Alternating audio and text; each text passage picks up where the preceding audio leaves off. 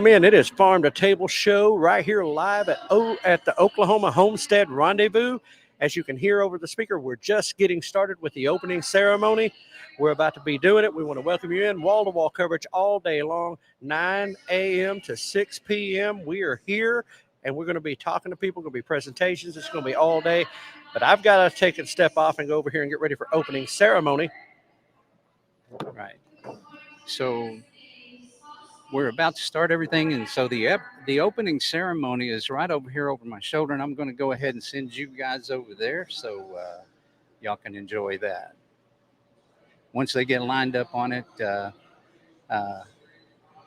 we have Big Josh up there from 633 Recovery, who is doing part of the opening ceremony. I think he's going to. We're going to have the national anthem, but I'll back out and just let you guys listen.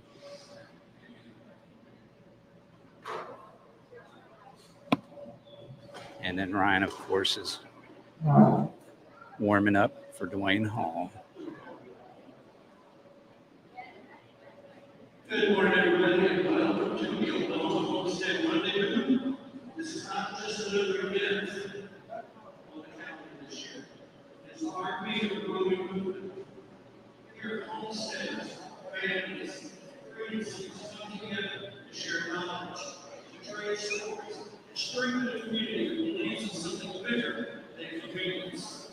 That is exactly what our foundation shows here. We become the story of self-reliance, local food, and community resilience, one story at a time. At the center of all, is Homestead University. We're very people who choose to take back and show their responsibility for their food, their families, and their future. It's about food and freedom, and it's about living in the American dream. About considering the soul, the room, land, liberty, and all living.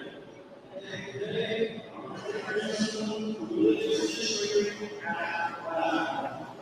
It's not just talking about it, it's doing it each and every day.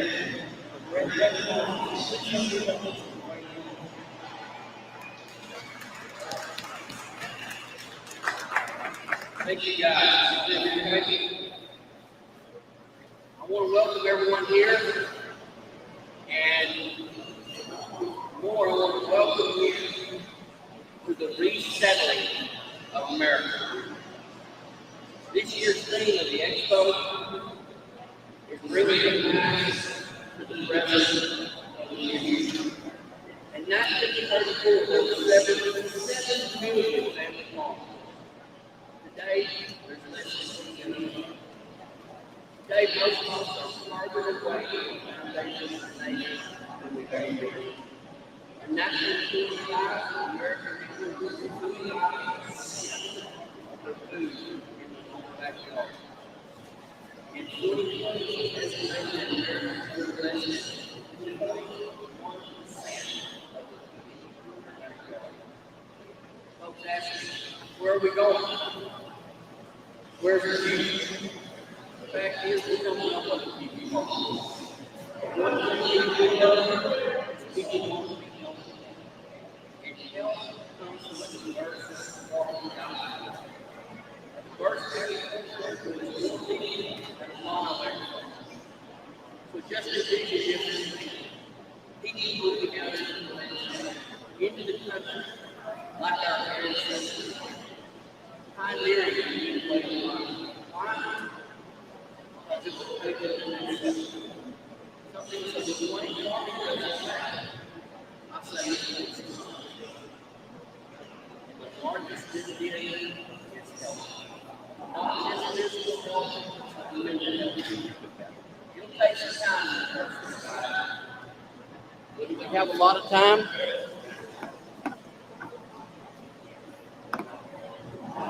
Do we have a lot of time with what corporate agriculture is doing today? We don't have the right to answer that question. What we do have to ask is this: is it the right thing for us to do? And if it is, we have to go do it. See, this is the spirit of the pioneers of yesteryear. It is the spirit of today's modern pioneer. We are all pioneers in this resettling of America. What does that mean? It means enough people on the land to take proper care of the land and the things that live on it. Those that do will receive a decent pay and personal reward for doing that part. The fact is that some of us know folks that are having to leave the family farm because they can't make a living. Well, the idea of leaving a calling is just ludicrous. What is the meaning of making a living in the first place? To make a living is not to make a killing. It is to have enough to have our needs met. Not your wild desires, but your needs. Today we are here because you are new pioneers in the resettling of America movement. You are here to gain knowledge, make friends, form alliances, and know that you are not alone in this great endeavor to change the future of humanity. The speakers and the demonstrators are here today to help bring the past to the present so that you and many others like you can change the future of mankind in a positive way. For things to change, people have to change. I welcome you to the resettling of America.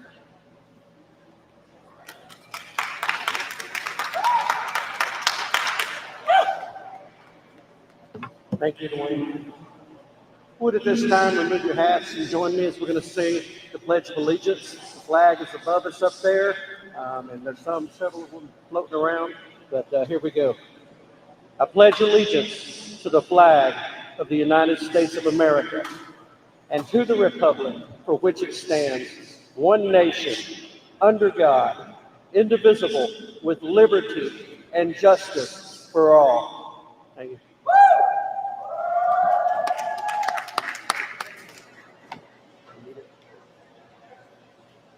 Okay, folks. So that was it.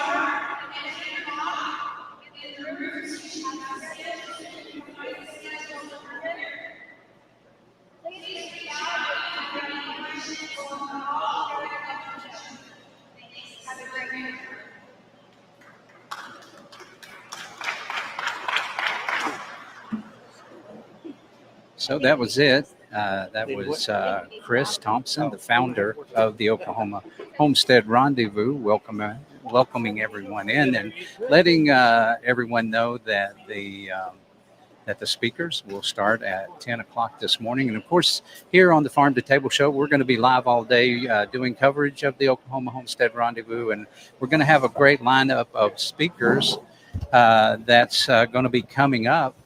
And bro, I think maybe just kind of talking a little bit about some of the speakers that we got coming up just this hour. They're starting off with 4 speakers, and I think you're one of them. I am. I'm a part of the program. I'm going to have to find my partner in crime, Brian DeShazo. I haven't seen him yet this morning. But yeah, we have Dwayne Hall, who was just giving the opening address up there. And he's going to be talking about meat goats. Meat goats, right. Okay. Right. And then Jack Dyer, our friend from Dyer Family Farms, is going to be talking about chickens for profit.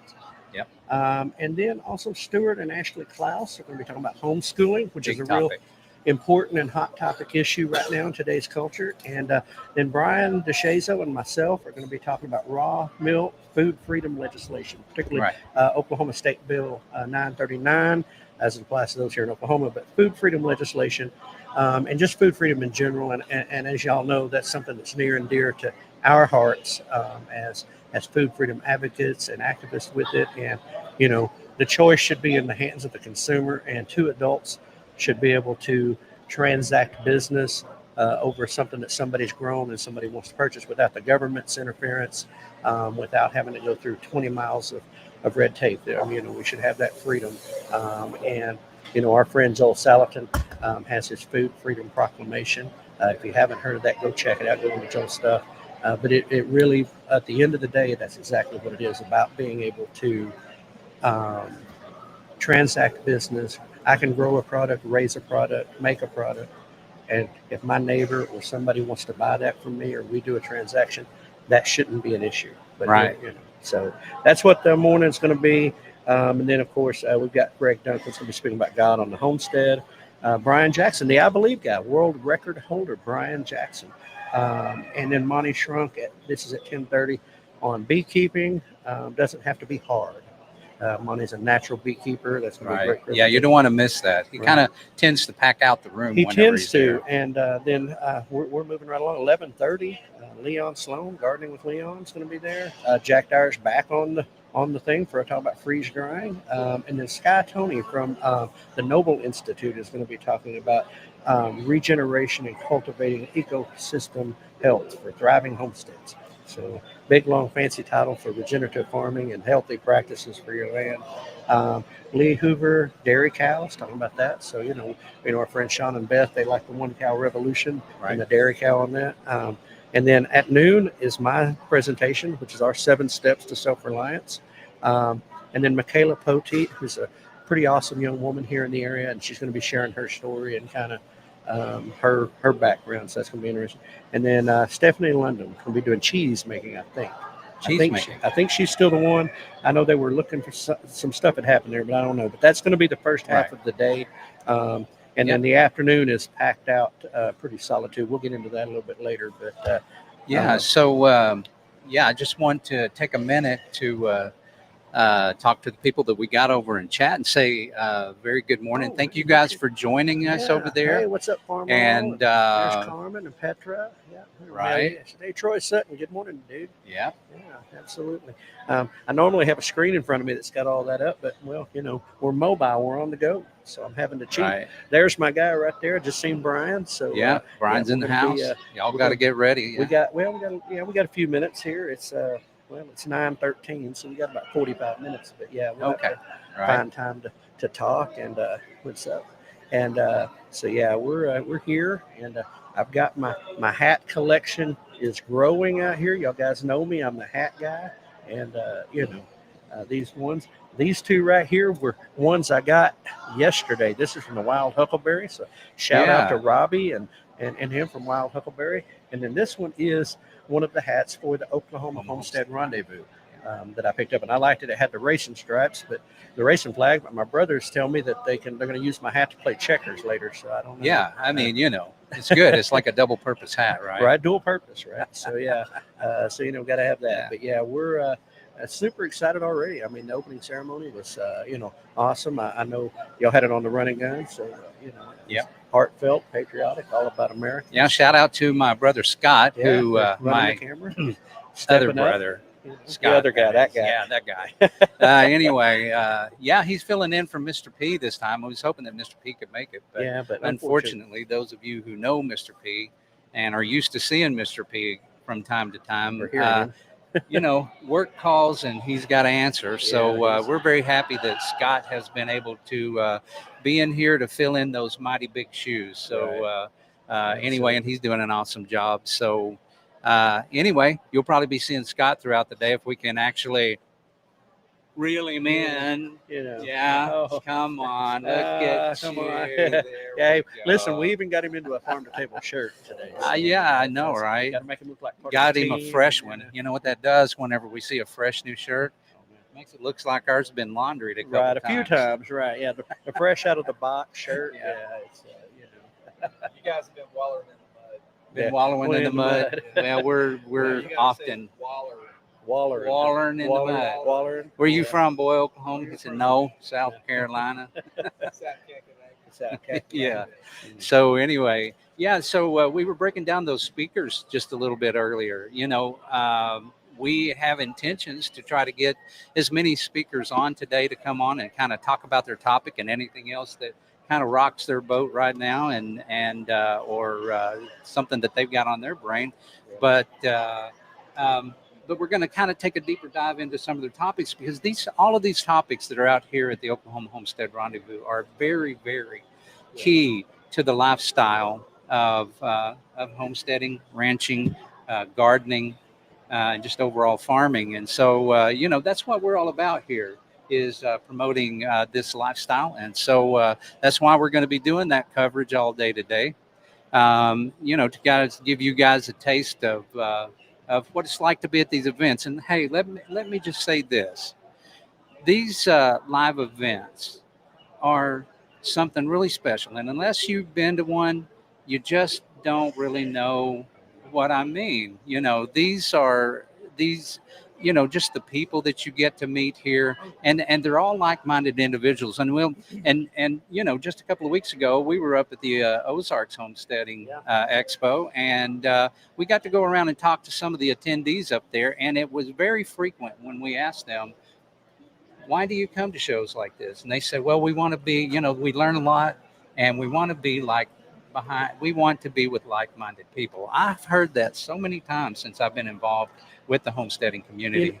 And right, it is kind of so much a part of these events is, you get so caught up in what you're doing, you're wrapped up in doing your day-to-day routines and your day-to-day life, and it's easy to feel alone. It's easy to feel like you're isolated in this journey, and these events are an opportunity to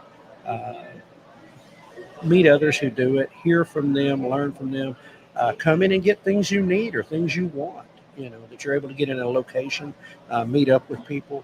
But it is, for us, we always, we half joke, but it's also serious. It's become a reunion because we've met so many people and we know so many people now. And so when we come here, it's handshakes and hugs and all that. And, it becomes a community. And, it's one of our steps is plugging into a community. Now, obviously, the local community right around where you're at is the key to that. But then there's a larger community, people who are walking that same journey, and maybe they're in one place and you're in another, but you can still take from them and learn from them, and know that what you're experiencing may be normal, or what you're experiencing is you're not isolated, you're not alone, and you can make resources that you can call and find out how to do something. That's true. That's a really big part about that. But if let me ask if I understood you right. So you're saying for the lonely lifestyle of the homestead community, you can come out here and be with all the lonely people. Right. That's where we all gather, all the lonely people. All right? the lonely people of the world. Anyway, I'm sorry. I want to no kidding. I want to take an interrupt for a minute. Good morning, Kane. Good to see you on there. Your boy Josh is down here killing it. Yep. He led the opening prayer, and he's out and about keeping the fort together down here. And good morning to David. With police stories. Sorry y'all couldn't make it either. Look forward to seeing y'all guys. But just glad we see you out there, and we know you're here in spirit, man. Well, what about this other guy? Robert Huggins? Who is that? Who is Robert Huggins? Roberts. I think he needs Huggins. a hug. Oh, Sounds wait, so that's this official. guy. Hey. Oh. Yeah. All right. Yeah, this is our other brother, Scott. This is my brother. Right. Yeah, so in case you guys didn't put that together, anyway. But anyway, so we're going to be opening up a lot of topics. Right there at the end of that, you were saying something. Has it escaped your brain? Something that you were saying about showing up at these events and learning. Oh, I know what I wanted to say. Oh, that brought it back to me. So if you guys listened yesterday, I said this before, but it really brings a finer point to what these events are about. They're all about learning. Yeah. Learning with like-minded people, but more than just learning with like-minded people. If you're a beginner, this is a great place for you to be. If you're a beginner in the homestead community, you're interested and you hadn't even started yet, or you're somewhere midway. But when we were up at the Ozarks homesteading community here a couple of weeks ago, we ran into an old feller who has been farming forever. Right.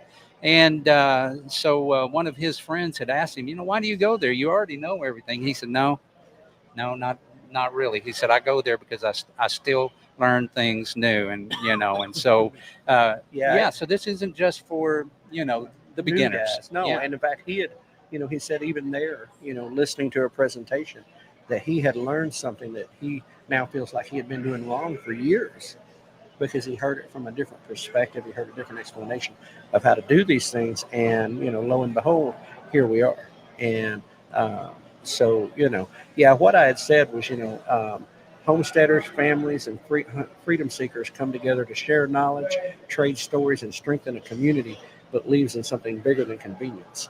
you know, and there's so much of that that is true. And bro, you're gonna reach over there and hit that volume knob and put us on our speakers because you know, you gotta go all the way up, man. You gotta get on up there. Get on up there. Come on, keep going. Higher, higher, higher, higher, higher, higher. All the way up to the zero, man. Yeah, yeah, there we go. All right. Are Can you we hear even on? anything? Are we on there? Yeah, we're on there. Are you Uh, sure? and Mark 1, Mike 1. Uh, speakers are on. I can see that. You know what? We're going to do a little technical. Bro, you keep talking about that. I'm going to get up and see what's happening. Yeah. So, Scott, come on over here into this table or this chair right here in front of me or beside of me while Ryan tries to figure out our audio problem that we got going on. And he'll figure it out, and hopefully he don't derail the entire thing. Now you guys can hear it, but We're for having the sake of the technical people that's difficulties. here, We're having technical difficulties. we are having no. We don't have a problem. We have a situation, and we can. Oh, the receiver is on run and gun. Well, that would explain it. Yeah. Okay, so we're gonna take a little bit of a silence break, and we'll be back in a little bit. Maybe I can get Scott to do some kind of a little jig in the background or something. Huh? Oh, you're looking for the running gun? I need to be able to take that receiver off. Yeah, that's what I'm saying. Take it off. Go ahead and take it off, and I'll be silent. I'll be quiet for just a minute.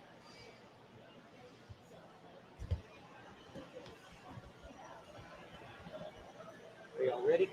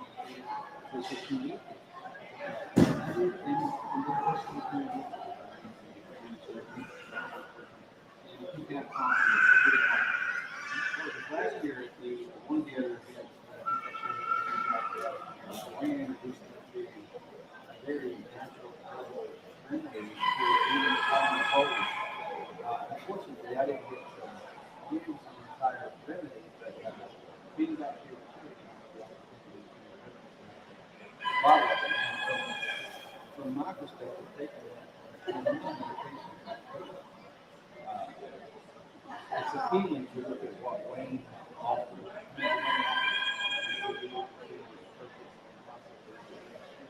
Myself becoming independent and pharmaceutical versus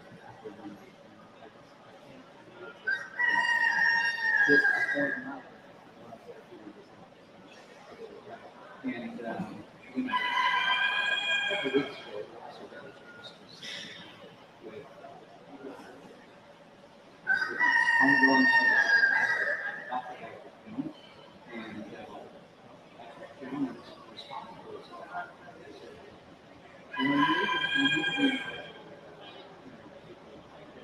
but one of the things that he mentioned, I was surprised. I forget, was it 15 children did he raise? I can't remember. I didn't come in here. Yeah, so last month,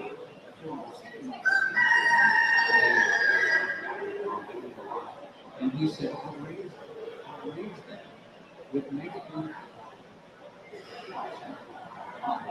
because he just knew so much.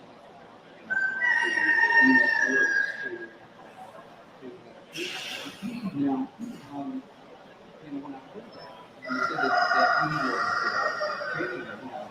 He said, I could give you a list of 10 birds that, it's going to take most of the time. I believe it's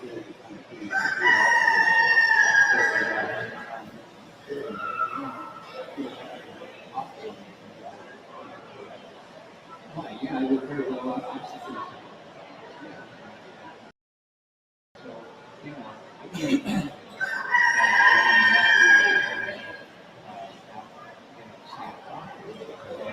you know, that is the doctor for me. But it was funny because he was talking about how he is representing, but his two brothers, they other brothers was a law. And I said, oh, smart, and that's family. You guys talk about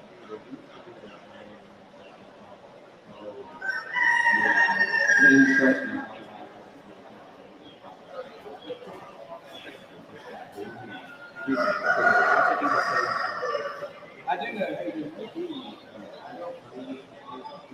but I did hear rumors that maybe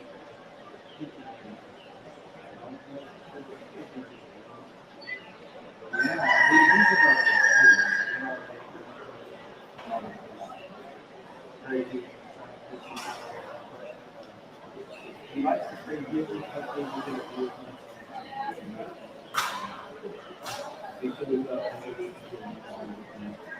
I'm telling you, I have some questions. Send it in whatever you guys It's kind of what it is. I mean, our person is sassy.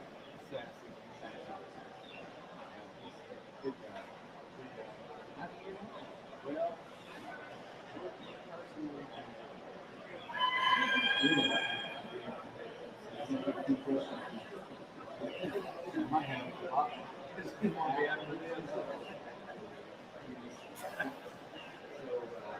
so yeah,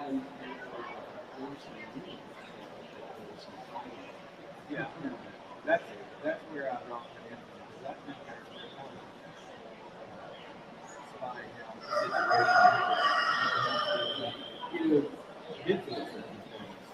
they're all yes.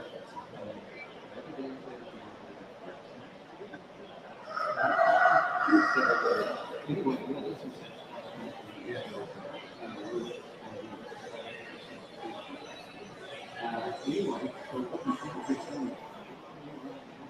we are 9:32, so And it's approximately 28 minutes. We're going to have to kind of carry it over. Well, it's over too.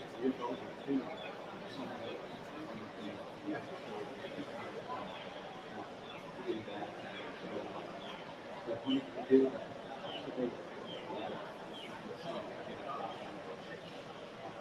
anyway,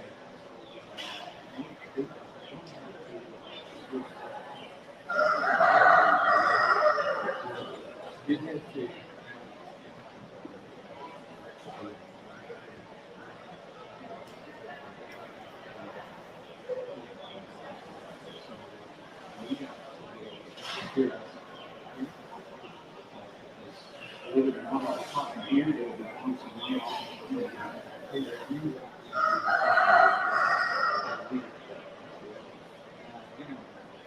Shouldn't be the way it should be.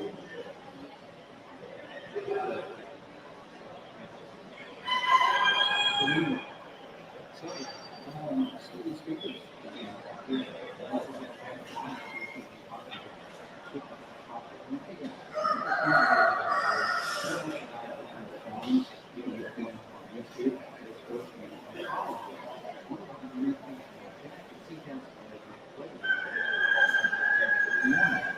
then he also that would be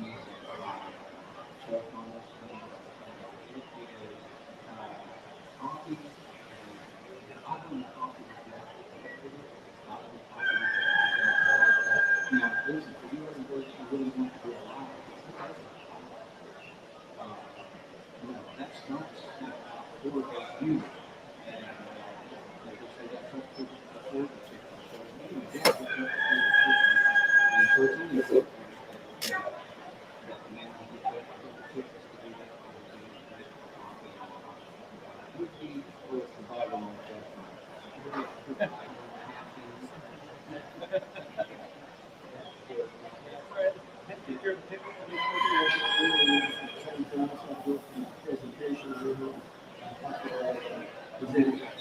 yeah, we're upstairs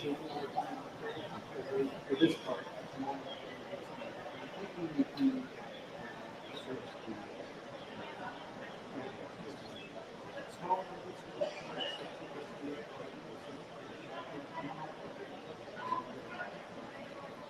We don't do social.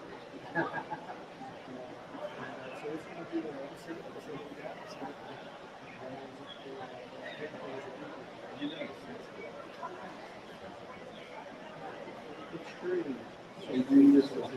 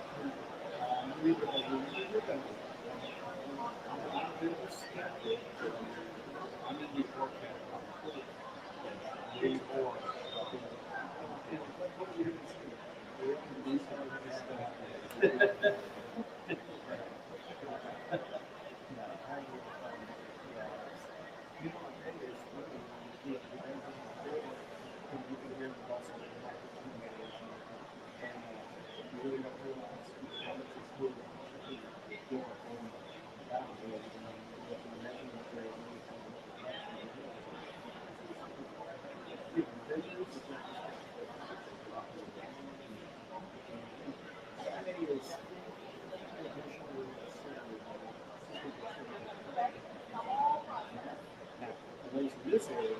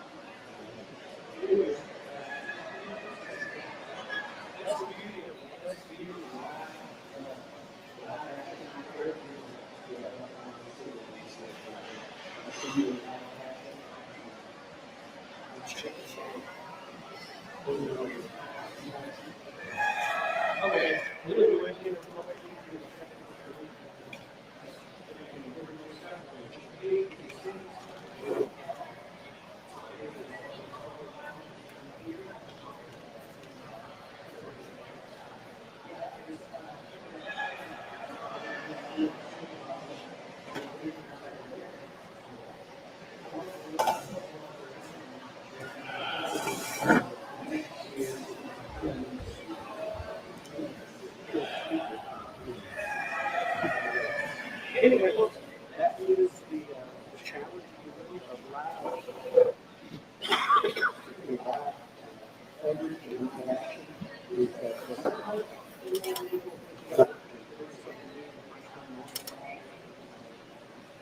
all the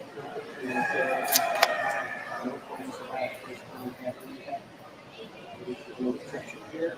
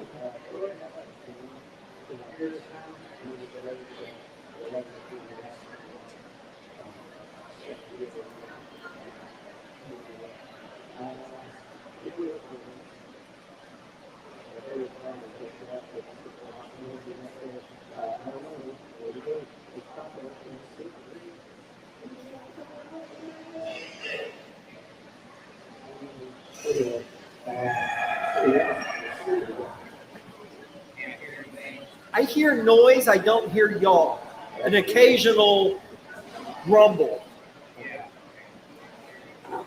We got live coverage going on here. It's like happening.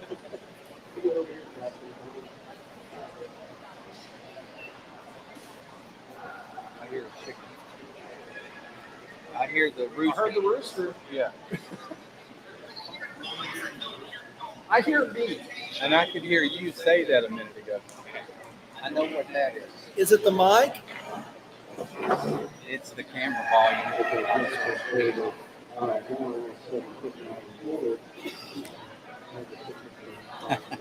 That's hilarious. I gotta help with technical difficulties. Good. It's me. I'm hearing me great. Okay, that's because right here we're getting it. Yeah, you guys get to be behind the scenes with technical difficulties here. Hang on. What does it look like over on the signals?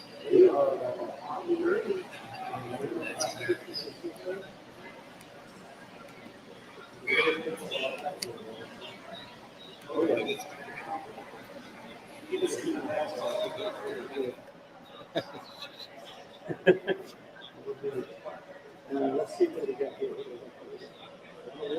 The top of it, one channel is I don't know. What are we doing? What are we doing now? I'm not getting anything over here, man. It's like none of these guys are. Here we are. There we go. Test, test. Test, test, test. 1, 2. Test, 1, 2. Test, 1, 2.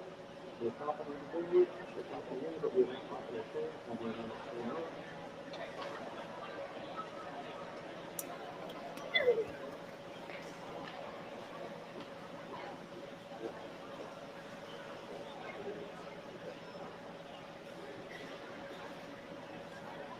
All right, now, how about now? How about now? Are we there? Are we there? I'm seeing, yes, maybe. I got a green on one blue. I don't have them both.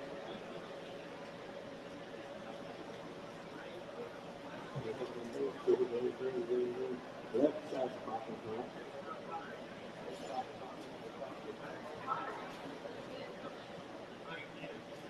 Test, test, test, test, test, test.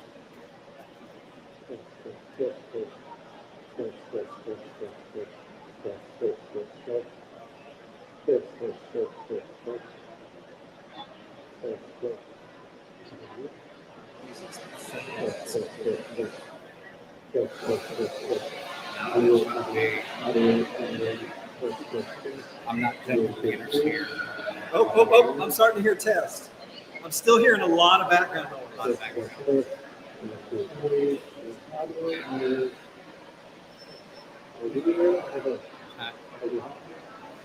We are.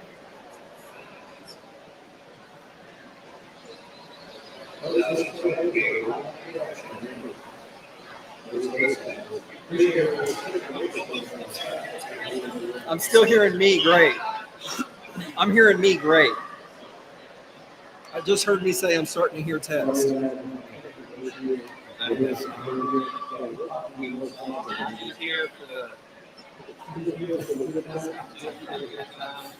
Hey, can you do hand signals like for the deaf? There we go.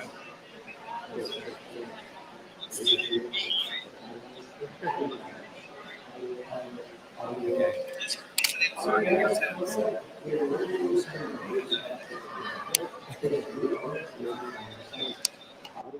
Audio.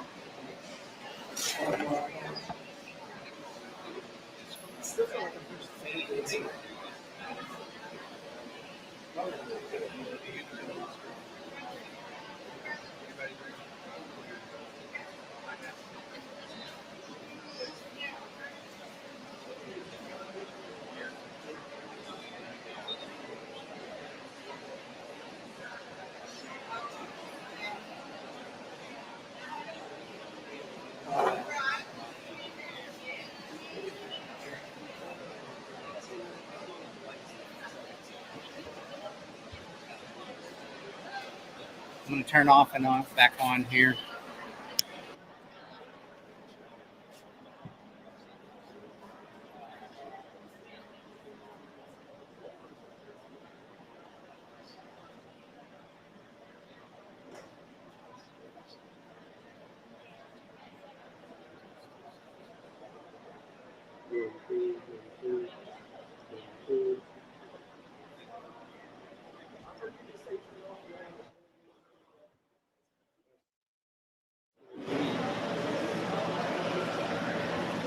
Okay, let's try now.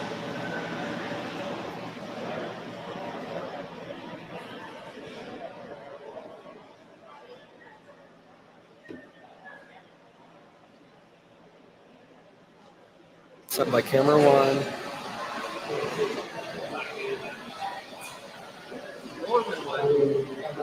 It was that one.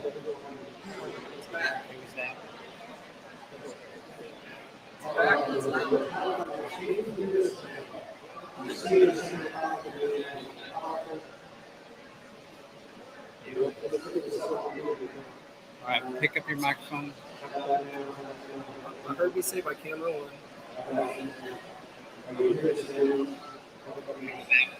And you're saying it was that one. It's still picking you up here. Okay, that's weird.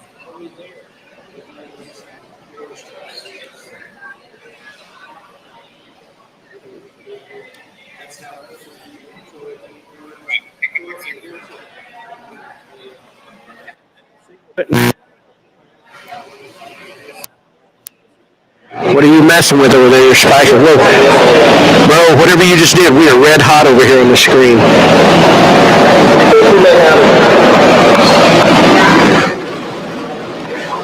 How about now? We are red hot. Oh my gosh. Dude, you just pegged that camera out. Whatever you just did. This camera is pegged. And it's staying pegged. Wow. Okay. Boy, I hope that didn't hurt everybody's ears. That was crazy. Yeah, probably did. Okay, but yeah, we're popping. Yeah, that probably. Red hot on the screen. Yeah. So much. I know you've adjusted. So, yeah, it'll process down. Sorry, folks, we know it's loud. The delay is going to show us these things. Oh, this is a fried apple pie. I see what's going to fried pie. Hey guys. Perfect. We're side by side now. All right, good deal. We can now add this back up and add in. All right, hey guys. All right. Thanks to Terry from TNT Homestead for providing us our live audio check. So able to help us out there. Guys, I'm going to have to head upstairs. I got about 8 minutes. So Okay, so what I want to do is, since we're going to be recording that one live, okay, thank you, Terry. What I want to do, Well, we need a quick, all right, what's your analysis of this caramel apple pie? is that, okay, because you don't want to open your mouth. Okay, apparently that's a good sign. That's a big Anyway. thumbs up. Right, and by the way, you can get those apple pies right here behind us. And the name of Poppin' business Tops, is, right is it? behind us. Poppin' Tops. Poppin' Tops. Right, That's, y'all come on in and vendor see behind Poppin' us Tops. with all kinds of goodies at the table, and I wanted to see, taste test this today. It kept calling me, and I figured we might could do this live for people who may be coming to the show. absolutely delicious. Delicious, absolutely, and it is everything you would expect a fried pie to be. Yeah, it's great. It's awesome, guys. I got to check out and go upstairs and get ready for my first Okay. presentation. So why don't we follow him up there, because I think we're going to get that first live presentation, because we're going to be talking about SB. It's Oklahoma SB We're gonna have to move 3. back over. Yeah, that has to. There won't be people to hear it down here. That's okay. Yeah, that'd be the only way to do it. So, going to be a little silence for just a second, and then we'll follow.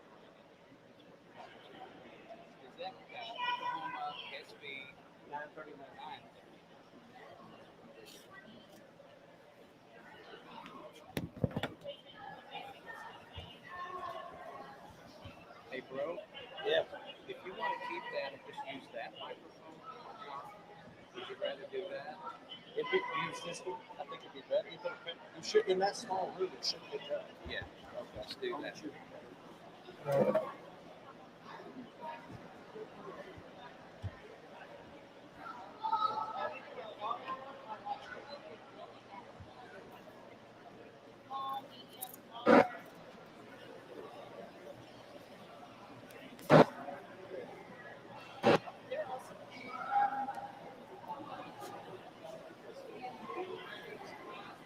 Test 1, 2, test. All right, there we go.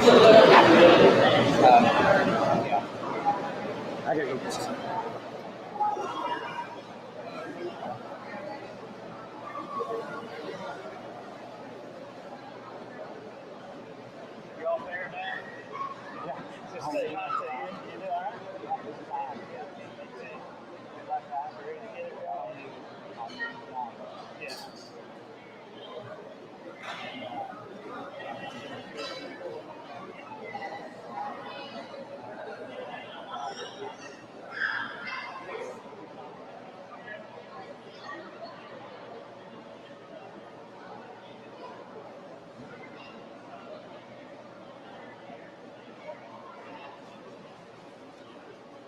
Okay, so yeah, we're just kind of in a holding pattern right now, waiting for Brian DeScioso and my brother Ryan to get up to their speaking room, and then my brother Scott's going to grab the run and gun. And oh, by the way, we're going to be recording through that microphone right there, right? That's going to be on mic 1. Yeah, you don't need that one. So. Yeah, mic 1 is up to 5. All right, we're good to go. So that microphone is ready to go, and the camera's ready to go, and Scott's going to go up and join them here in just a few seconds. This is to be continued For me? for us. For us later? We'll do a taste test. Yeah. So keep your headset on.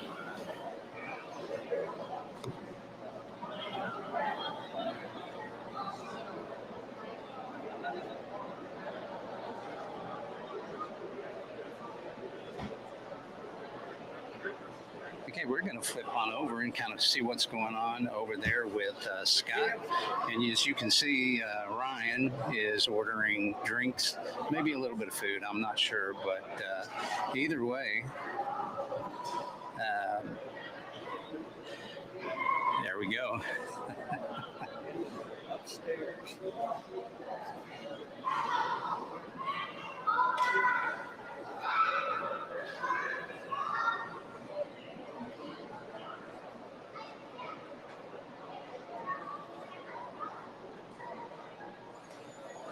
I don't even know if he knows he's live right now, which is cool because you might. Can you hear? Yeah. There's somebody behind you, man.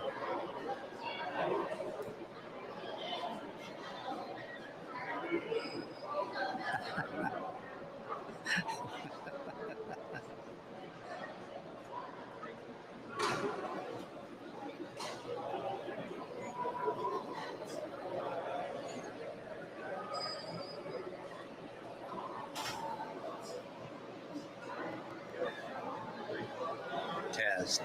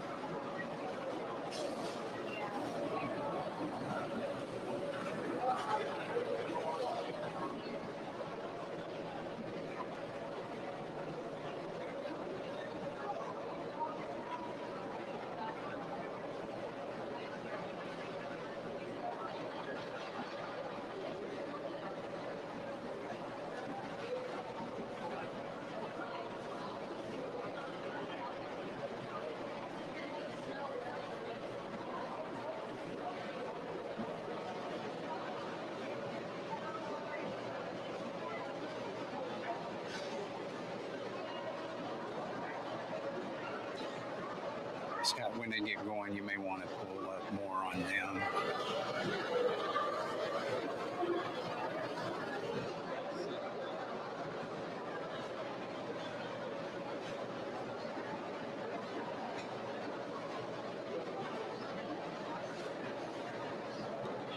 So one of the things that I could definitely say about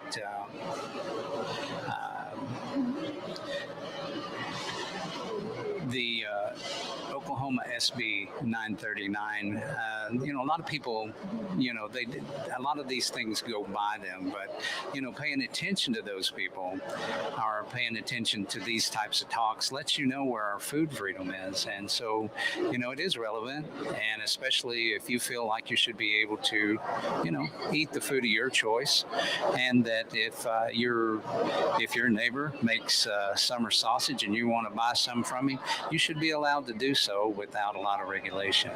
And so this particular one, is dealing somewhat with, raw milk, which seems to be a dirty word. And as our friend Zach Bauer says, war clim, and it's code word for raw milk. Isn't that terrible that we even have to have a code word for raw milk in America? That's just ridiculous. So anyway, and a lot of people, 100 years of what I would call propaganda, has really tainted the American psyche against certain foods, and raw milk certainly is not excluded from that.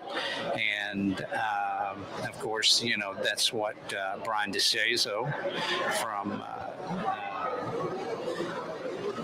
Okie Farm and Feed and my brother Ryan, of course, are going to be talking about that here shortly.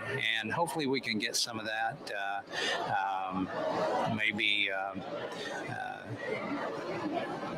you guys can pick up on what's the importance of it and where we are with it. And, just as a little bit of a backstory on that, and they may get into this, but a little backstory on that is Brian DeShazo had contacted us and wanted to know, what our thoughts was on the regulation. And so we kind of had a little bit of our own 2 cents worth in on that regulation. And anyway, he put it all together, and they will tell you where it's at in the process right now. And so we're just kind of waiting right now for them to start their conversation.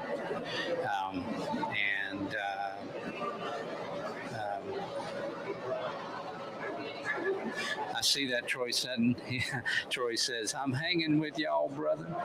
I say, yeah, and you're right. That is how it goes.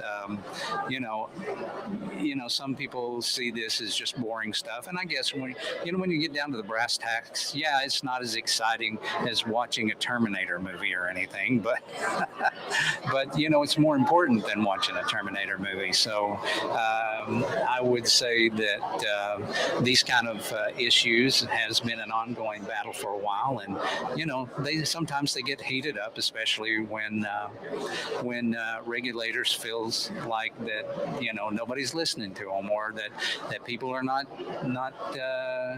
obeying their orders, or that people are trying to circumvent what's going on, and they don't like it, and so there tends to create a little bit of an issue, and so other people are very open to that. Yep. Yeah. Okay, so have you got a microphone up there? No, you don't need it. Never mind. Yeah, just a shotgun. So the shotgun's going to have to be close. Yeah.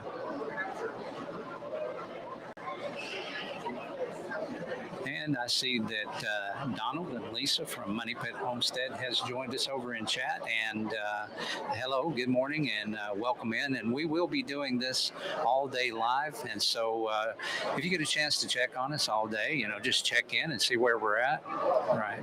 So they're about to get started on this one, and we're going to listen to it. I think it's highly important. And then Ron will be back over here to the broadcast center, and we'll be carrying on. So they're about to get started, I think.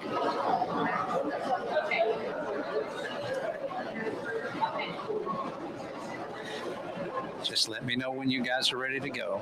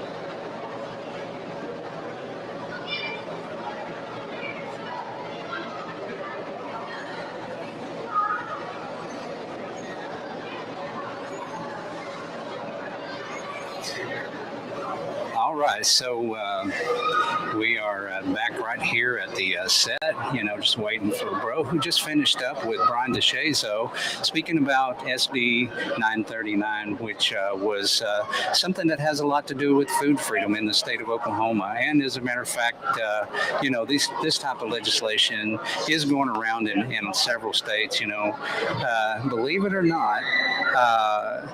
California has one of the most liberal, one of the most liberal policies when it comes to raw milk. They do allow it. I don't know, how well it's going over there, but it seems to me it's going fine.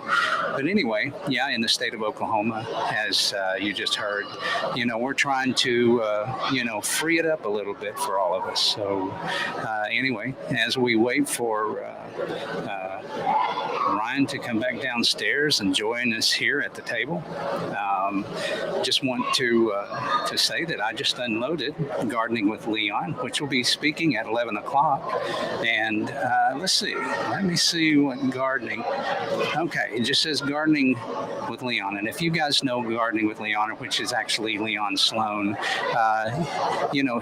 he's already got a reputation. Most of you probably may know who he is, but he has a good presentation. And as a matter of fact, when I first came across that name, it was through a friend of mine named Andy. And Andy was showing me around his setup and his setup with the wicking tubs. That's partly what Leon is known for. Was quite impressive. That thing was going crazy. I mean, as Andy said, it's killing it, man. It's just killing it using this system. And so that's where I first came across the name, but he is in the house. I actually got to assist him, help him begin to carry things in. And they're, like I say, they'll be setting up and going live over there here in about, let's see, what time is it? It is 10:33, so it's about 27 minutes from now. He'll be going live in room number 1 here at the Oklahoma Homestead Rendezvous. And like I said, if you guys are here local, or if it's within traveling distance, we sure do encourage you guys to come out here and join us at the Oklahoma Homestead Rendezvous at the Southeast Expo Center here in McAlester, Oklahoma. And I know that we've got an awful lot of good talks out here. We've got a lot of good experts out here on food freedom. We've got a lot of experts on how to do just about anything that you can think of on a farm. Of course, I know that's a very big topic, and maybe I'm exaggerating just a little, but there is still a lot of stuff out here. And of course, the people that we're talking about, that are doing these demonstrations and also doing the speaking are experts in their field. So if you get an opportunity, come on out and join us. But if not, just keep it tuned in right here at the Farm to Table Show, because we will be broadcasting all day. Hello. Waving to some of my friends. Another one of my friends walking on by there. Let's see, old Robbie with, by the way, that hat that Robbie gave me this morning. What do y'all think about that? That thing rocks, don't it? Anyway, it's from the Wild Huckleberry. That is Robbie Ryburn with the Wild Huckleberry. So anyway, we've got, let's see here. With Delighted Echo Farm says, hey, y'all, just watching Robbie and wanted to check in. Can't stay. I'll check in again later. That's great. So we'll be looking forward to seeing you. And when you do check in, shout out at us. And And of course, Troy says, I use his system. I love it. And I assume that what you're talking about is Leon Sloan, which is gardening with Leon. Yeah, it is a really good system, Troy. Haven't been able to put it to use yet, but I do have some tubs that I want to turn into wicking tubs because I'm very well impressed with that. And hopefully by my next gardening season, I can deploy that. So yeah, thank you for that input, Troy. And once again, we are still waiting for Ryan. I think he came in and then he left again. And so here's Scott coming in back in on the scene. What did you do with Ryan? Ryan stayed where he was for a minute. I think he's still talking upstairs. Dude, he might be there all day. You know how that goes. I do. Hey, but I do have some things that I think maybe the people watching today and tomorrow, we're going to be showcasing a few of the items. Once in a while, we're going to be bringing some things in, like these apple pies today. Oh, yeah. Talking about what these vendors have so you guys can come on in and see it for yourself. And next, we're going to look at the knives that some of these guys have made. Oh, that's meant purpose knives, yeah, and right? we're going to talk about why that's an important, not only to the community, but to everyone around to know what their purpose is and what they're doing for everybody. Right. I'm sure a little bit later on we will get Kane Riggs on, actually breaking that down himself, because they are, little known secret with the Farm to Table show is that we are still in the process of recording and editing a mini documentary of 633 recovery, and and it's going to be called Roots of Recovery. Right. And a lot of people don't realize that this circle, there are 3 circles that are involved here with recovery, homesteading, and Christianity. Yes. Okay. I think each one of those groups do not know exactly how much tied together that they really are, because as my brother said, we're all recovering from something. Yeah. Right? Yeah, we all have something we deal with. That's right. And these guys are actually being proactive on helping people come kind of like a phoenix rising from the ashes is how they're looking at it, bringing someone from an impossible situation to see that all things are possible. Right. So, and I like to see when we're working on, we label people a lot, and some people, we do dumb things sometimes and we pay the price for it, but it's after the price is paid, what are we going to do to help them become contributors to society again? So yeah, exactly right. And as everybody know, America has a problem with addiction, right? But we tend to put the addicted people over in another class, right? Like we tend to say that, oh, they're addicted. That has nothing to do while with ignoring our own issues ourselves, because like I said, exactly everybody's got issues. Right. Yeah. And if you really look at that, the homesteading community and the things that they have is kind of hands-on. It's hands in the dirt, and so it is one of those lifestyles that is very, very much a recovery type of lifestyle. How many people go out in their gardens and they do it as therapeutic, right? And so we were just explaining, I don't know if you was hearing what we were talking about in the background coming in here, but we're talking about 633 recovery in the video, which so far we're calling Roots of Recovery. Oh, okay. And so we're still working on that in the background, and these things just take an awful long time.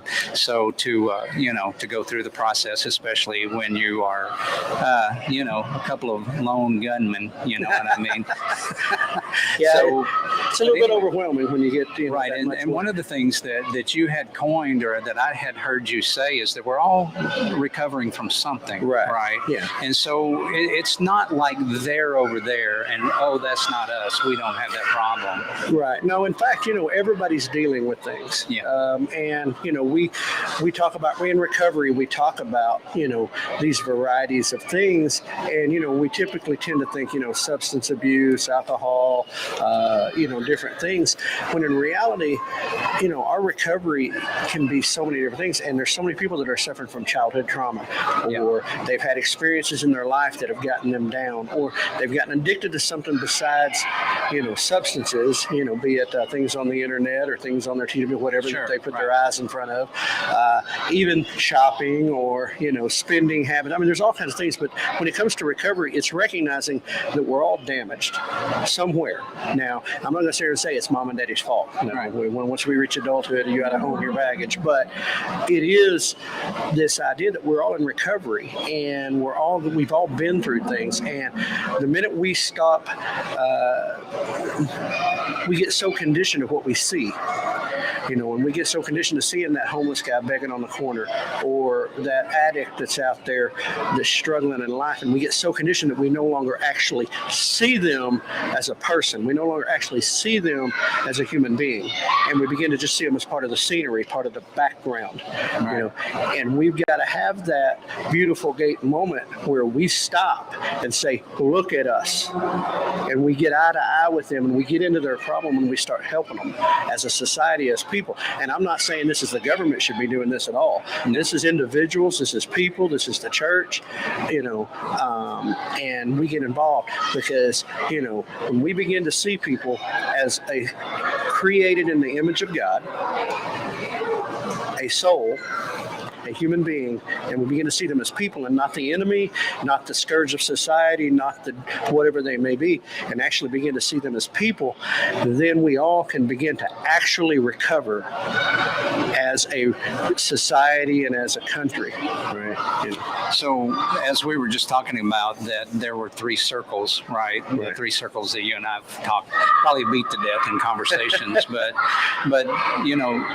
the Christian circle don't see what they have to do with the recovery circle that seems so far away from them, right? But the truth is there's a lot of similarities of the things that's going on. If you're a Christian, are we all not struggling with human nature, for example, right? And so, not to turn this into a sermon, but I'm going to anyway. Whatever. We don't shy away from our relationship.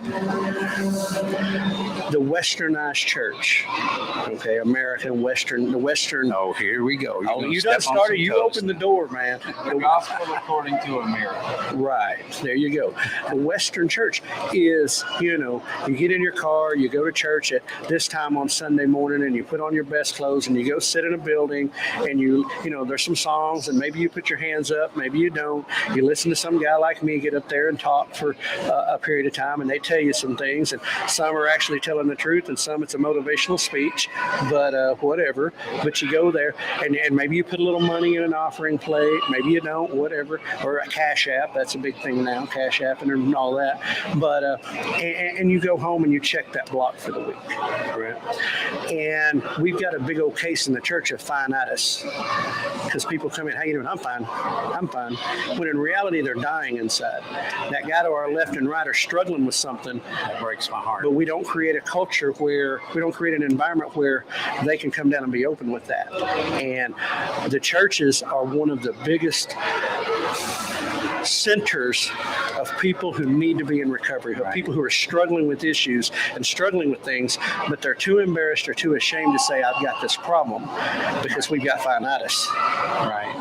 Yeah, I 100% agree that that's part of it. But, I'm in recovery. You're in recovery. Scott? I'm continually in recovery. we just myself. We try not to go into relapse too pretty much. much it. Yeah. Hey, speaking of three circles, we have 3 bags here. We got 3 bags sitting on the We table. need to do this before we move on to anything else. And it's from our friends at Pop and Tops behind us. Yep. These apple pies that we hit on earlier, to maybe do a live sample with each of us. Okay. And let's give our Review of Our these. genuine opinion. Now, I picked these out so if you guys don't like them, it's not their fault. It's not. I'll take the responsibility, but they've been calling me. I think you'll see this through the show. We're going to bring some materials in of the vendors here, and we're going to see their product and try to showcase that to encourage you to get out here to the show, to the expo, and get to see what's going on here, because it's very important for this community, and not only this community, Oklahoma, not only Oklahoma, but the United States and the world. So. Yeah, that's right. So what you're basically saying is if you're not here, we're going to be showing you. I'm going to eat it in an unapologetic way what you're missing. right. Okay, are you going to go first? I'm going to go first. All right. Do this like Bigfoot would do it. Oh, just straight in, huh? Oh my goodness. Look at that. Oh wow. And You don't know what you're missing. yeah, you got a little on your lip. That's right. Save that for later. That's okay. Bigfoot makes a mess too. How do you know that? I just want to know. I can't tell you that, or I have to kill you. Oh no. Oh no! Top secret squirrel information right All there. right. Yeah. Actually, that is absolutely wonderful. Is it really? What kind is it? This is the caramel apple pie, Caramel apple pie. Yeah, And, that sounds good. brought to you from the people behind us. Yeah, right over our left and right It's shoulders. not just apple pies. They sell a lot of different products over there. They're goodies. So for people like me who are diabetics, that's probably about the most you want to eat. I'm just not so sure I can stop it. Well, you told us to slap your hands. Yes, thank you. Your turn. Okay. All right, Clap your hand. He's disciplined. But since he's, Hope that don't turn into a hospital bracelet anyway. Let's get a review here. Anyway. Okay, let's see how it goes. All right, what you got, Ryan? Hey, Brian. Ryan has I ingested. bet you wish you knew. Right. Yeah, it's all three are apple caramel. So, Yeah. what do you think, Ryan? I think yes. Hey, Brian, can you have sugar? Can you? Come over here and get some sugar, Brian. I'm gonna split mine with him. You eat off one side of it, I'll eat off the other. How At about the same that? time, what do you think? No, I ain't going there. Yeah. All right. So what I want to do is hand that to you, and you take that out. This is caramel apple pie, There you go. fried pie. So what can you say? You want the whole thing, don't you? Oh well, sometimes taking the second bite says it all, right? You might have just lost your apple. I might have lost an apple pie here, and if I do, I couldn't have given it up to a better guy, It's all right. Don't worry about it, man. It's all good. Yeah. Yeah, right. Absolutely. Get in front of that camera over there. Step over to right in front of it, man. Show them what they're missing out on. Yeah, bend down a little bit. Bend down, bend down. There you go.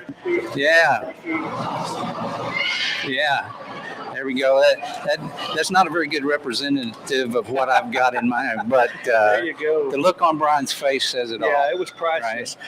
Hey, looky here, man. Right, there you Oh, go. there we go. That's it. Absolutely. All right. So thanks for being our test dummy. Thanks for being a good sport. Yeah. Don't Well- have me to test those. I would have tested those. Oh. See, I know we'll have to get him in. Did on you eat one. all yours, Ryan? He said, How'd we get that? No, he's hey, like, you want that? He puts his finger in it.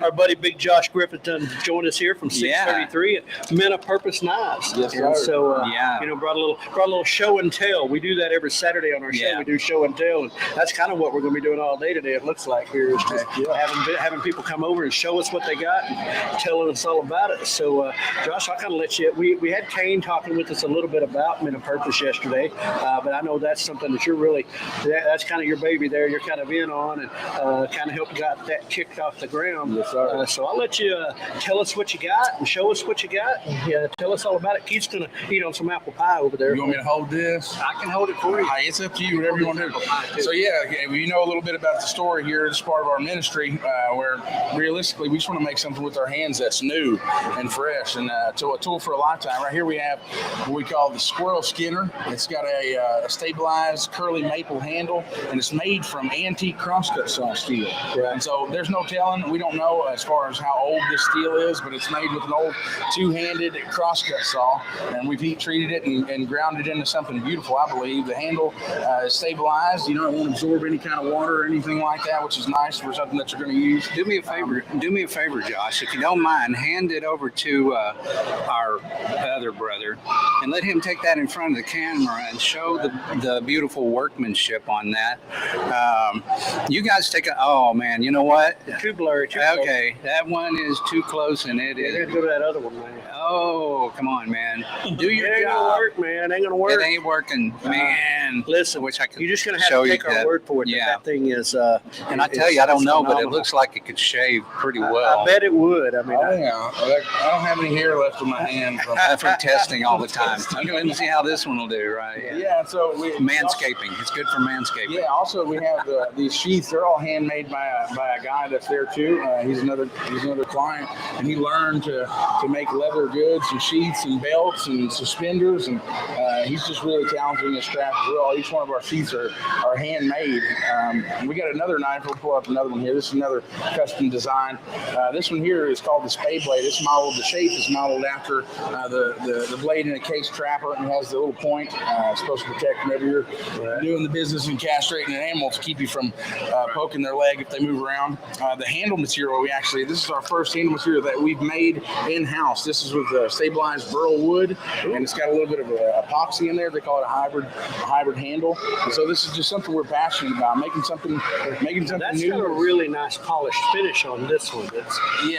And so this is quite the process to hand sand these knives. I mean, it literally starts out as a rough, crude thing, and you just kind of work up through the grits all the way up to about 2,000 grit, and then we actually polish them with fine abrasives on a buffing wheel. Correct. And it just turns it into something that is kind of high carbon steel is not super resistant to rust, but when you polish one out, it makes it more resistant to rust. Less surface impurities to hold moisture and stuff like that. So, Josh, I'm really bound and determined to get a nice close-up shot with that. And so he's going to pull in on that, and let's show you. Let me switch over to Scott here. Yeah. There we go. There we go. All right. He might be able to come in on that. Look at that. I mean, that's fine craftsmanship. I'm hoping, that's going to pull in over there. Oh, yeah. That is fine craftsmanship. And, I kind of was joking around with school yesterday. It's hard to make yourself want to go work with something that's got such a pretty, it's so beautiful. It's good craftsmanship, but these are built to be working knives. Yes, we build them exactly. We build them to cut things with. I would say that I wouldn't be afraid. We've actually known a guy to open a door lock that he had locked himself out with one, and it didn't break it, which is pretty amazing. I've broken plenty of knives. Take screws out and stuff. Broke tips off a lot of them. Yeah, they're made to be used. This knife, actually, we built this a custom. We call it double XL bull cutter. It's for a fellow with a bigger hand. And so if you ever watch the process when they go in and castrate these cows, there's a process where they have to wait in between cuts. And so the first thing they were doing was taking that and putting it in their mouth. And I thought, there's got to be a way. There has to be a way to mitigate that. There has to be a way to keep you from having to put that in your mouth. It's really kind of a crude kind of thing anyway. But what we figured out was we could buy some magnetic pins that we put in it, and they actually, it's magnetic. They can take that and stick it on the side of a chute instead of trying to hold it in their mouth. It's got a magnet over there. Exactly. Yeah. And that's creative, making something more useful. Show that again to the camera there, Josh. Yeah, this knife here, this is the double XL castrator. It has magnetic pins. I wish I had a plate steel to stick it to, but these are magnetic. And so what it does is it prevents you from having to hold that in your mouth. And a lot of the old rough and tough cowboys, that's what they do because it was what they had. Scott's head. Yeah. We also put a syringe notch, and so the syringes that they're treating some of these cows with, that it's hard to get down there and grab that, and so we put a little notch in there that they can use and just take that off instead of having to take their gloves off when it's cold or nasty, they can just use that as a tool as it was intended to use. It's just something out of necessity that we just cut a little notch in and measured it, cut it in so they can use it for that.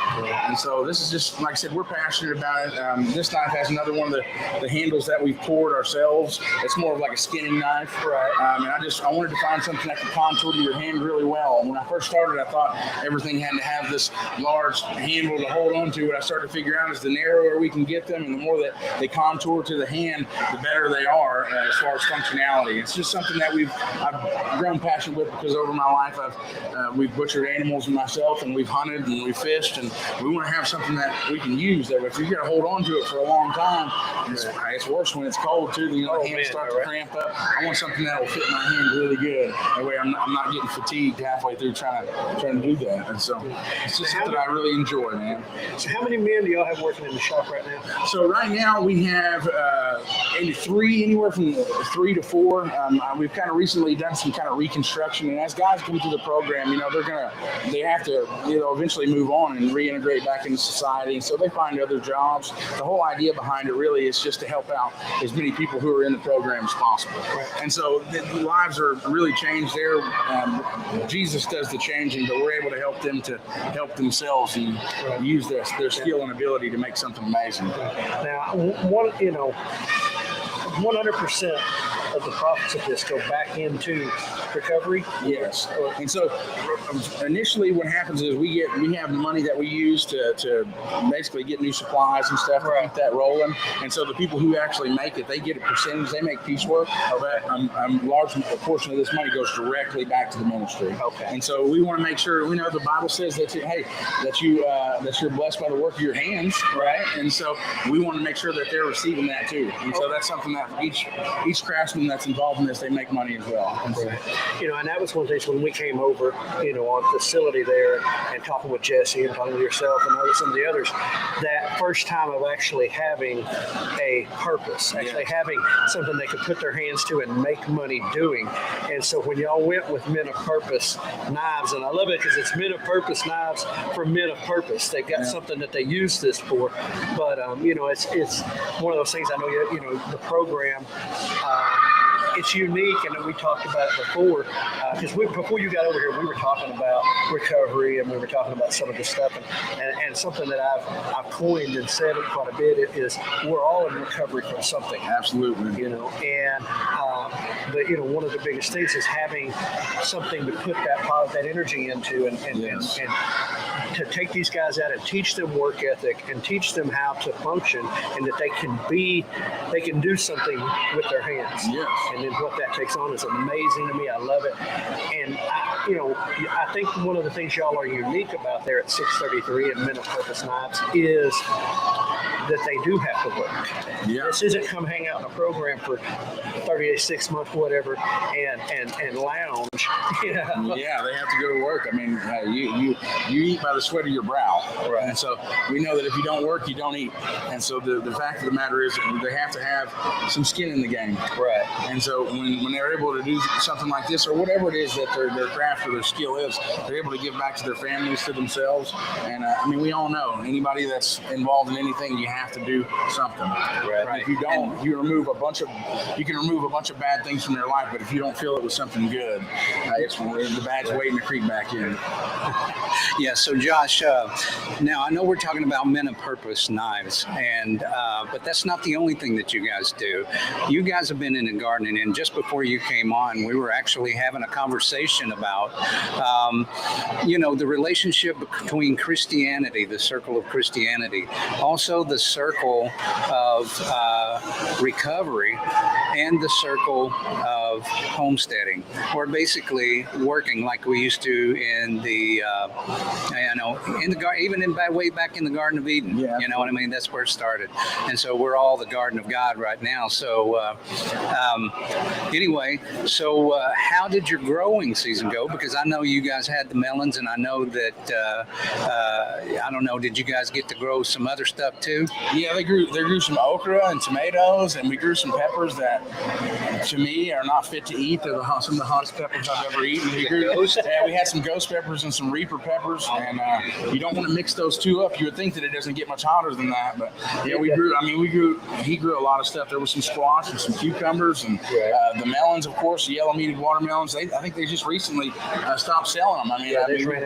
We had a good crop this year, and so that was good too, to see all the guys get together and go out there and help everything from the earliest stages of tilling and then to going out there and manicuring everything, make sure everything was clean, pulling weeds and hauling, and it's just to see everybody get together to do it for one common goal.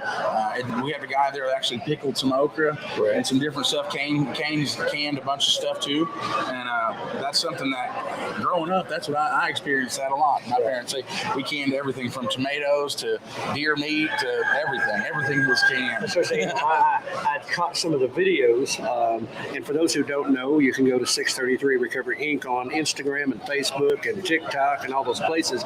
And Men of Purpose Knives now has its page, and is on Facebook. And Kane has a video out there about Men of Purpose Knives. And if you go comment on that video, you get put into a drawing that's happening tonight for a knife. For one, it's the knife that is in question is not here on the table. But, no, it's not. He's got it put back. Got it locked up in the safe, so it's there for later. But I did catch one of the videos when they were canning the salsa.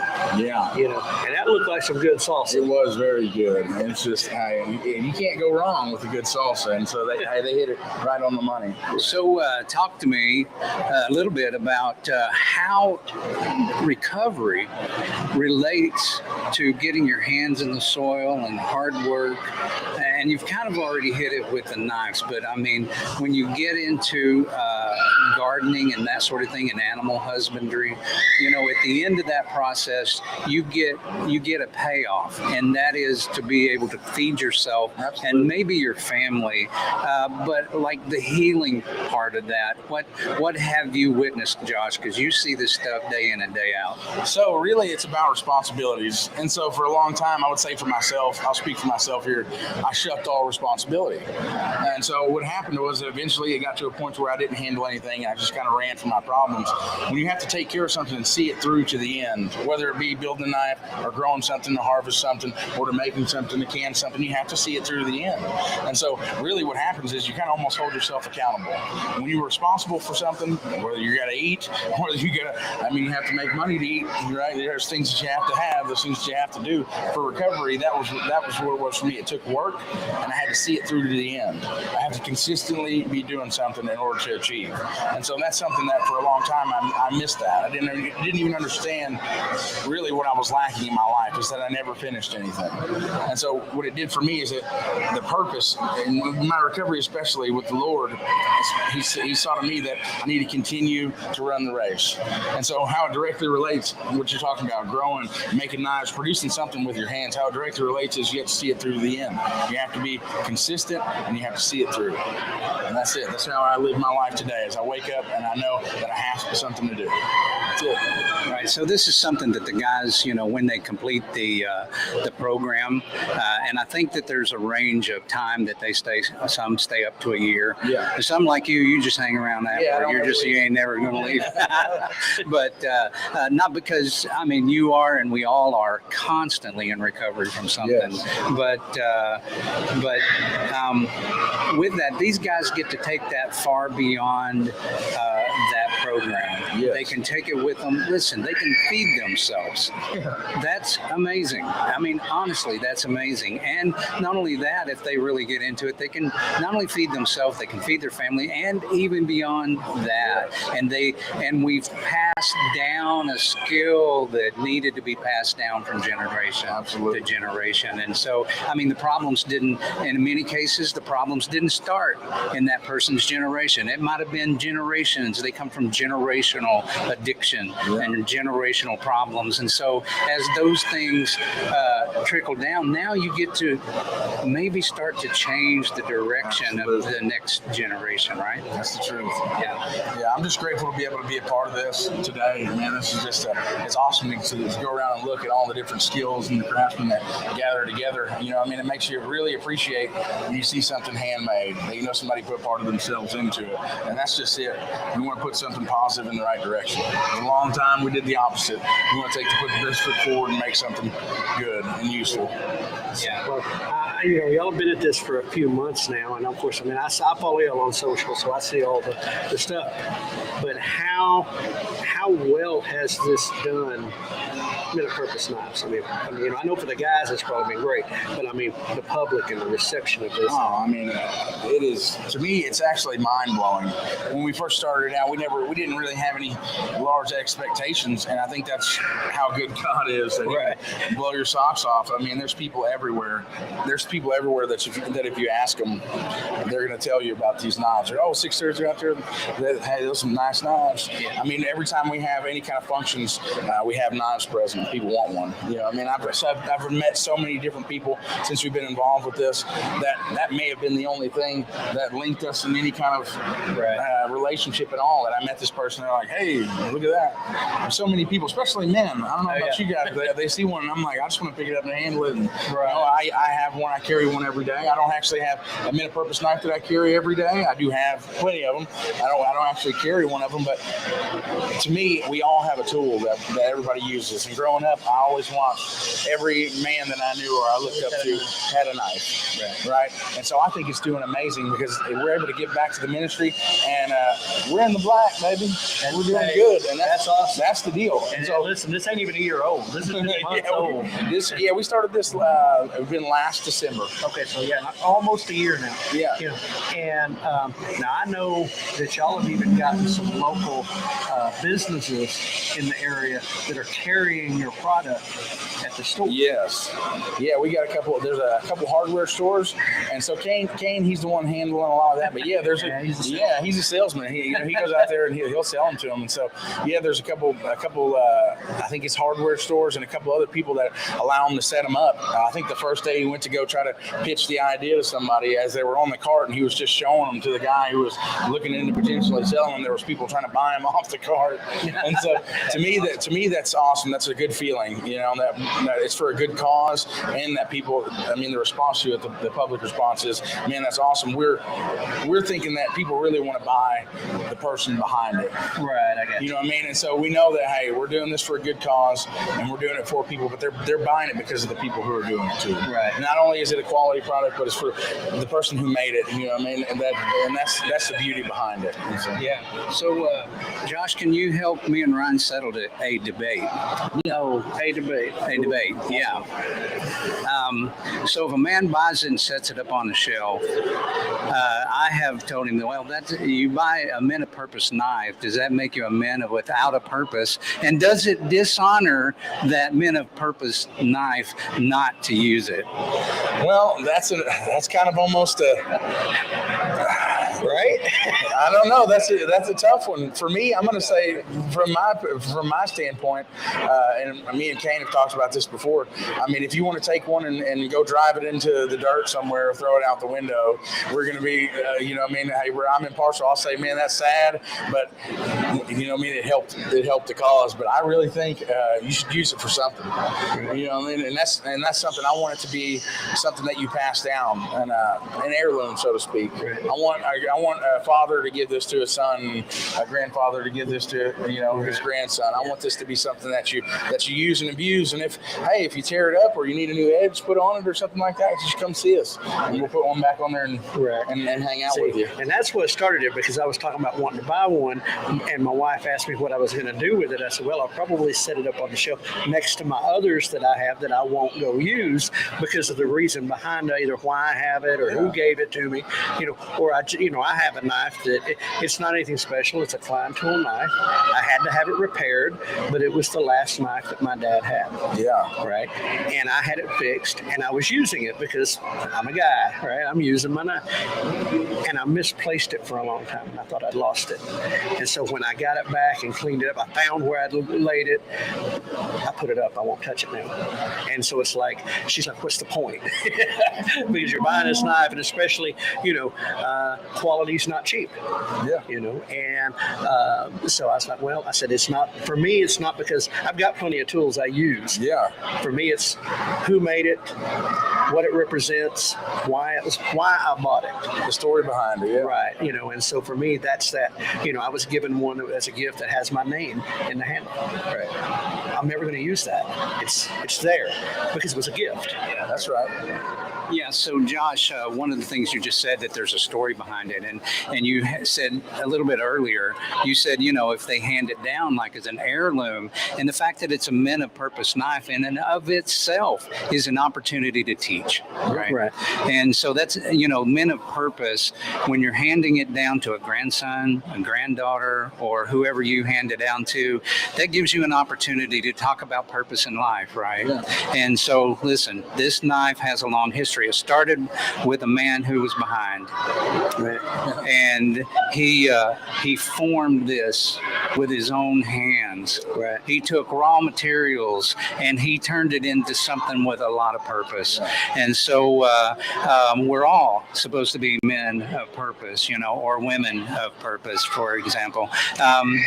So I love that opportunity, and that is such a sales point for, going out to Men of Purpose page and taking a look at their knives and finding a way to, grab one of your own and but listen, put it to work. If you can still make it out, they're going to be out here today and tomorrow. Yeah. Well, it does have a nice. One are you? It does have that has a pretty nice fit. For me, that pinky, I love that. I love, these Skinner blades, are more my type, and a lot of my knives have different purposes. I know it, right? I know. Don't get any ideas of skinning Bigfoot. No. But come on out here to the Rendezvous if you're in the area. If you're planning on being here today or tomorrow, definitely make it around to check out their booth and see with Men of Purpose knives and see the array of selection that they brought, because this is just a small sample, iceberg, of what they have over there. And again, as he said, each one of these handcrafted, and put together with some guys that are really becoming dedicated to a craft and artisanship. And that's for me, the mold, and that's why I like the ones like out of the saw blade, because that's something I would use, because I know what it, that's grit. That's right. It's not a show piece. It's a using piece. But and as somebody who used to forge and everything, there's the metals, and the history of the metal even has its own story. Yeah. But y'all come on out and check them out, and hey, come buy a knife, and help a good program and get a good tool or a good thing that you can, if you're like me, you like to collect, and set things up. But so whatever side of the debate you're on, anyway.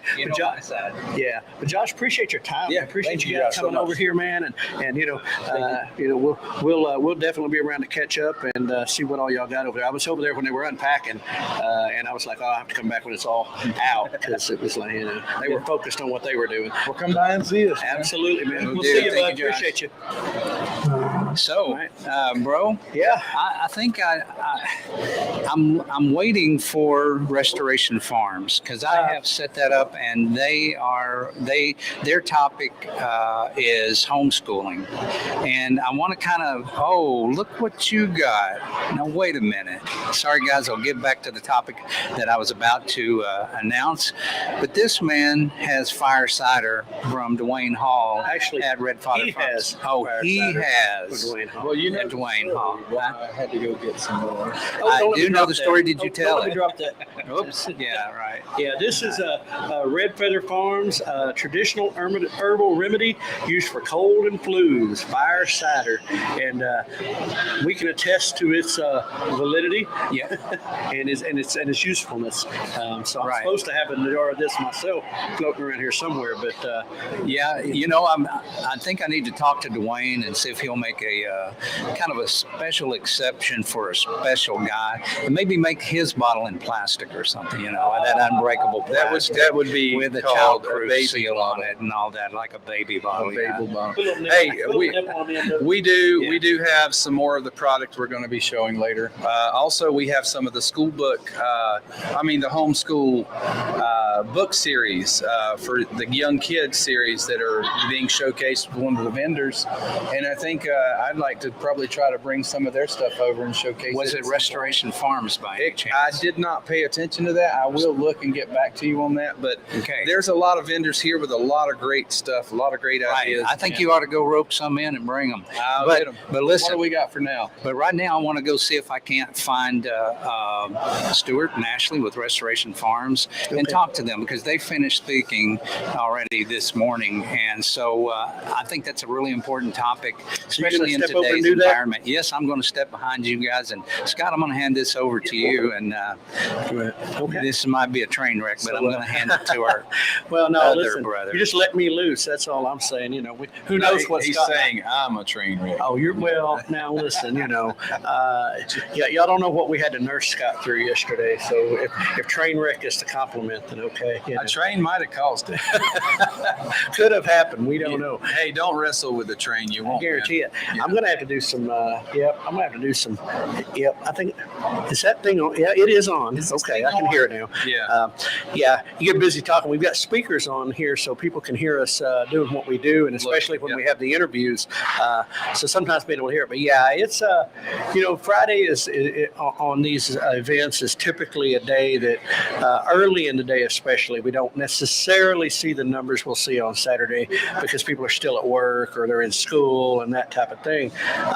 But it's a great day to be able to come out if you're able, because if your person's able to be here, because one, you're not waiting in line for a lot of things, and two, you get a chance to actually have some one-on-one time talking with the person who made that product or brought that product. That's what I was going to say. It's also good for us here because today gives us time to meet with a lot of those vendors, get to see their products up close Right. and personal, and kind of push it to a level of exposure. So when you come in, you know what you're I'm looking gonna for. switch sides with you. So you're What's good. up, man? You're good. Good to see you, Chris and Amy Reeves. All right, come on We're back going to be around. bringing Yeah. some people in, having a good time with them, letting these vendors talk about their product, and really showcasing what they do, Right. and really promoting the homestead community a lot better than has been in the past. And Right. we're just going to keep pushing in that direction to make this as the best show as possible. Right. And, I don't know if how many are still watching here. I mean, these numbers move back and forth, but some of the chat, Troy, thanks for sticking out with us, man. Ed Kirkpatrick, we'd seen you in earlier. I don't know if you're still with us. Rebecca touched me on. Rebecca, it's good to have you on with us. And of course, our nephew, Shane Codigan, in there, and he's saying hi. And his comment now, Scott, you've been included now. Okay. Not really. It's a special circumstance. Right.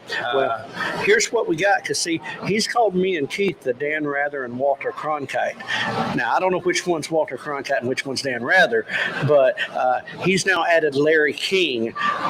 Larry King. So I think you're in good company. Wait a minute. Look at this. See that guy right there in the scene. Well, that was the Firesider guy right there. Mr. But- Firesider himself. Hey, you reminded me of an old joke. Okay. These three ladies were with their mom and dad, and they were getting married. And the first lady said she was marrying a russet potato, and the mom said, "Oh, that's a fine tater. That is a fine tater indeed." The second one said, "I'm getting married too, but I'm marrying an Idaho potato." Okay. And the father said, "Man, that is a really nice tater. That's a fine tater indeed." The third one said, "I'm marrying Dan Rather." He goes, "Oh, that's a commentator." Commentator. That's good stuff. Troy, you said you have no life still here. You have a life. It's just hanging out with us. We appreciate it very much. I'm the king of We corn. wish you were here, Troy. We really do. But I mean, we know that's a drive and traveling. But yeah, it's Uncle Ryan is Dan Rather. Uncle Keith is Walter Cronkite. Well, I feel better about that of the choices. At least you're not the commentator. But I'm not the commentator. That's right.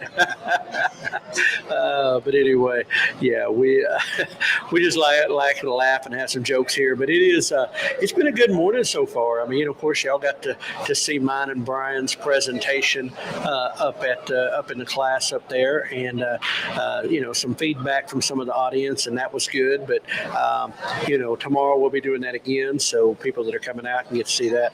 I don't know if we'll bring the camera up for that, but it was kind of an opportunity. I've got about I got about 40 minutes before I've got my presentation, so I'm going to have to be taking care of that. And I'm glad Rebecca is still in there. She got humor out of that. That's good. But yeah, it's these events are so cool. They're fun to come out, and of course, doing something different this time that we've never done, which we've talked about a lot yesterday and today, of going live and staying live, this whole time, and so people can check in and out and interact with us as they want, on the chat, and we're, as you see, we're bringing people in and we're doing live tape tests of products, and we're doing those things, and making it as interactive as we possibly can, and proximity to these mics is a big thing, but it's so having two mics and the way we're having to run things is a little different, but we're having fun here. That's our number one thing. We're having fun. We're having a good time, and there'll be a lot more people coming on the set today and tomorrow as we get them. I know I can hear Keith in my earpiece. He's over working and talking to people, and I think he's trying to round up a person or two to come on over here on set and talk, which will be good, especially while I go do my thing. But I don't think he's talking who he went to go get. But That's Keith for you, though. no, he gets waylaid. He does. He gets. That's why we normally keep him behind the camera or behind the controls, so that he doesn't have that opportunity. But it's Keith on the loose right now, so who knows what's going to happen. That might be a good thing, though. Today. That might be. I don't know. And so, but yeah, we're having a good time here. There's been so many presentations already. I know Dwayne talked about goats, and Jack Dyer talked about chickens for profit. Of course, Stuart and Ashley finishing their homeschooling, and he's back. Right now, let me see. I don't know what time is it right now. We're at 11 something. Leon's gardening with Leon's getting ready to start at 11:30. So that is, where's my clock at here on this thing? I'm looking at it on a laptop, and I don't know what time it is. I think it's like 11:19, something like that, 11:20. So he's getting ready to start. Jackson will be back at it. Sky Tony, Lee Hoover, and then I'm coming up at noon, and then Michaela Poteet and Stephanie Lundham, or cheese making anyway. But and then at 1:30 we got Lorraine Sheehock's going to have rainwater catchment. Our friend Terry Gerard that helped us with our audio problem this morning, he's doing solar. Bob Ryder's going to be talking aquaponics. That's going to be one good one. And a lady named Christy Huntsman about milling. So I'm assuming that's like flour and that type of Probably, stuff. yeah. And then Lynn Hoover's going to be talking about soil. So that's what's coming up between now and then. Of course, at 2:00, at third booth on the main floor, Colin and Amanda Hardcastle from Hardcastle Land and Cattle going to be talking. So Yeah, so just a little update on Restoration Farm, Stuart and Ashley. They'll be joining us over here shortly, so that'll be the two of them, and we will be talking about homeschooling, because homeschooling is a very important topic, and maybe you think that it's not important to you, but it is. It's actually it is the future of America, and actually the future of humanity. Right. And Our children. We'll get into it with them, and I may have to leave before we get totally into it with them because my time slot's coming up. But Okay, what time are we right now? well, we're at 11. Hand me my phone right there beside you. 11:22. We're at 11:22. Yeah. So 11:23. So yeah, I've got about 35 minutes. All right. Can you hold it here for just a little bit? Of course, There's I two can hold things it I got to here. do. I can talk to him. I Have can talk to my no peeps. doubt about it. But yeah, we got a lot coming up. But we're talking about the homeschooling thing, and because I probably may not be able. I don't know how much I'll be able to stay with this interview coming up. But a lot of people are scared to homeschool, or they're too busy to homeschool, and I understand that. People think they've got jobs, they've got those things going on, and my children are all grown, and I'm into grandchildren now, and I would love for my grandchildren to be homeschooled. I see the problems in the public school system, and I hear stories and keep things going on that, and so but didn't have that opportunity with our kids, I guess, the way we would. Is Uncle Keith doing the goat again? Cody asked. No, he's not doing the goat again. I don't think he'll ever do it. That presentation is going on, but I doubt we'll ever get Keith to Uncle Keith. I doubt we'll ever get him to do that again. Oh, there will be something we get. Keith. We'll get him to do something when he's not looking, but but the goat thing, yeah, I don't think so, because the rumors in the barnyard that are circling around that are pretty vicious. So I don't know. So the goats all turn their backs to him. They all turn away from him now. They keep an eye on him. They won't turn around. I don't know. I looked at one of the goats earlier watching Keith, and it was doing. Oh, it was giving it the eyeball. Giving him the eyes. Like. Well, hey, I don't know. Maybe there's there's a little something going on there, but yeah, I don't know. But it's a touchy subject. I know that. So yeah. Keith in the background. You guys are killing me. Well, that's what happens when he turns loose. Anyway, no, we're. Hey, listen, you can blame your nephew Cody for that one, bro. But anyway, and he said, Cody said, get Uncle Scott to do it. LOL. No. Scott's like me. There's no things, bugs and no goats. There you go. And no pink shorts. Right. No pink shorts. Listen, I'll catch y'all up. We're sitting here, we're killing time. I'll bring this up. We were having this discussion yesterday, and I was open discussing, and I won't name with who, because some of y'all wouldn't know who I'm talking about. But we were having a discussion, and the comment was made that real men wear pink, or men wear pink. And I said, no, men don't wear pink. Males may wear pink, but men don't wear pink. And so that got this whole discussion started, because, different people saying, yeah, I'd wear pink, and we've asked different people whether they would or wouldn't. Well, on the drive back to our hotel last night before we went to dinner, we were talking about pink shirts and different stuff, and I brought up about pink shorts, and Scott was like, no, that's a line we don't cross. We're not doing pink shorts. We're not doing, that's booty, we're not doing that. So there is a line to even those who would wear pink shirts, that things they will not wear. The rest of that conversation I'm not going to put on here, because this is family-friendly radio. And yes.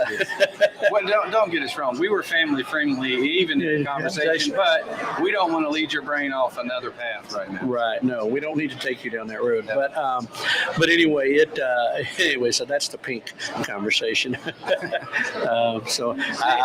My question is, I wonder if Keith left his headset on purpose. Oh. No, I don't know. That has happened before. That he's been audio hot mic in inappropriate places. Yeah, in the men's room. In the men's room. So he probably was just washing his hands, because it just sounded like running water. Right. But we don't know. So, we don't know. But that was for those who weren't on the live drive to Ozarks. That happened on the live drive where we were live, and somebody may or may not have turned his mic back on. I don't know. Yes. Well, I just went with that story in my head and had to remind myself to hit the switch, turn it off, because that's the last thing I want to be broadcasting to anybody. Right. So. But anyway, yeah, it's we're having a good time around here today, man. I tell you, and that's laughing and joking, but yeah, it's let me move that thing off. I don't want to do that. But yeah, I don't know. There's so many, we've got a lot of people here, and some of y'all may be able to hear the noise in the background, and it's going to continue to grow as the day goes. But, you look around here, and I mean, people within our YouTube community that are here. I mean, I'm sitting here right now, I'm looking at Dina Dyer, and there's Amy Leonard, and of course, Chris and Amy Reeves just walked by a little while ago. And you'll see them all through the background. Shayla with Fear Not Farms. And, but while you're on that vein, I want to encourage everybody that is listening to start reaching out to people get them to tune into this broadcast, because it's important to us that we not only inform the community, but the community doesn't just exist in house to house. It exists on the internet too, and we would like to see these numbers today for this event really go up. Get people interested. Just call somebody up, tune them in, get them to tune in to the show, give them the listings, get people involved, and let's see this thing take off. Right, and I mean, hey, it's like we say all the time: put it on in the background while you're doing other things, or you're there. But get the word out. We know right now. I mean, it's Friday morning, coming on midday. People are in school, people are at work. I mean, we understand that. I mean, we're not, but we are going to be live all day till 6. And I guarantee you that something you see will probably make you laugh. Well, I guarantee that's going to happen. Just hang around us long enough, and if you don't laugh, you'll cry. So, but anyway, but no, it is important because we talk about it, and we get asked a lot. Keith and I do how people can support us or how they can help us. What do we need? And it's like anybody that's got a YouTube channel. Views, shares, likes, dislikes, subscribers, that matters, but view counts and that type of stuff helps drive that algorithm thing. And while Keith and I have our own feelings about the algorithm and feelings about the process that it takes to get there, and we've shared that on air, so it's no big deal. But the more this channel grows, the more those numbers reach, the bigger the community gets, the more people we can reach with the message. Exposure. And the more it enables us to continue to be able to do this. Keith and I did not get in this to build a YouTube channel or to get rich or make money. It's not money driven from a motivational perspective, but it does. And I'm not trying not to be on here begging, but it does cost money to come do these things for us. The equipment that allows us to sit here and do what we do has cost money. The trailer, the things, the equipment that we bought, and we chose to do that. So that's not any way, shape on anybody else. But even to come to an event and bring this coverage does take resources. And Keith and I's goal is that at some point in time the Farm to Table show becomes what we call self-supportive. And so so sharing and putting the word out that we're out here and getting people to tune in and watch. One, they might learn something. Two, they may see some funny stuff, and get to maybe meet somebody or hear from somebody, like our buddy Josh, who you're not normally maybe going to get to see, or you get to hear about their organization that you might not normally get to hear about otherwise. And getting involved in this community and people that are willing to come down here as vendors, but also participating in the facility. Josh led our opening prayer this morning. His person that helped bring him along, his person that runs the recovery, Kane Riggs, who was on with us yesterday. Many of you have met Kane through us on live video or on video, but Kane's a dear friend of ours, and he runs a recovery program, and he's tied up today, so he had Big Josh come down here. Well, Big Josh went through the program back in the old days when it was rough, and he stuck around, and now he's helping others. And so, our time with Big, getting Josh down here was awesome. He's passionate about the knives and passionate about helping people in recovery, as we were talking about earlier. So those are the kind of people that you get to meet or get to know about.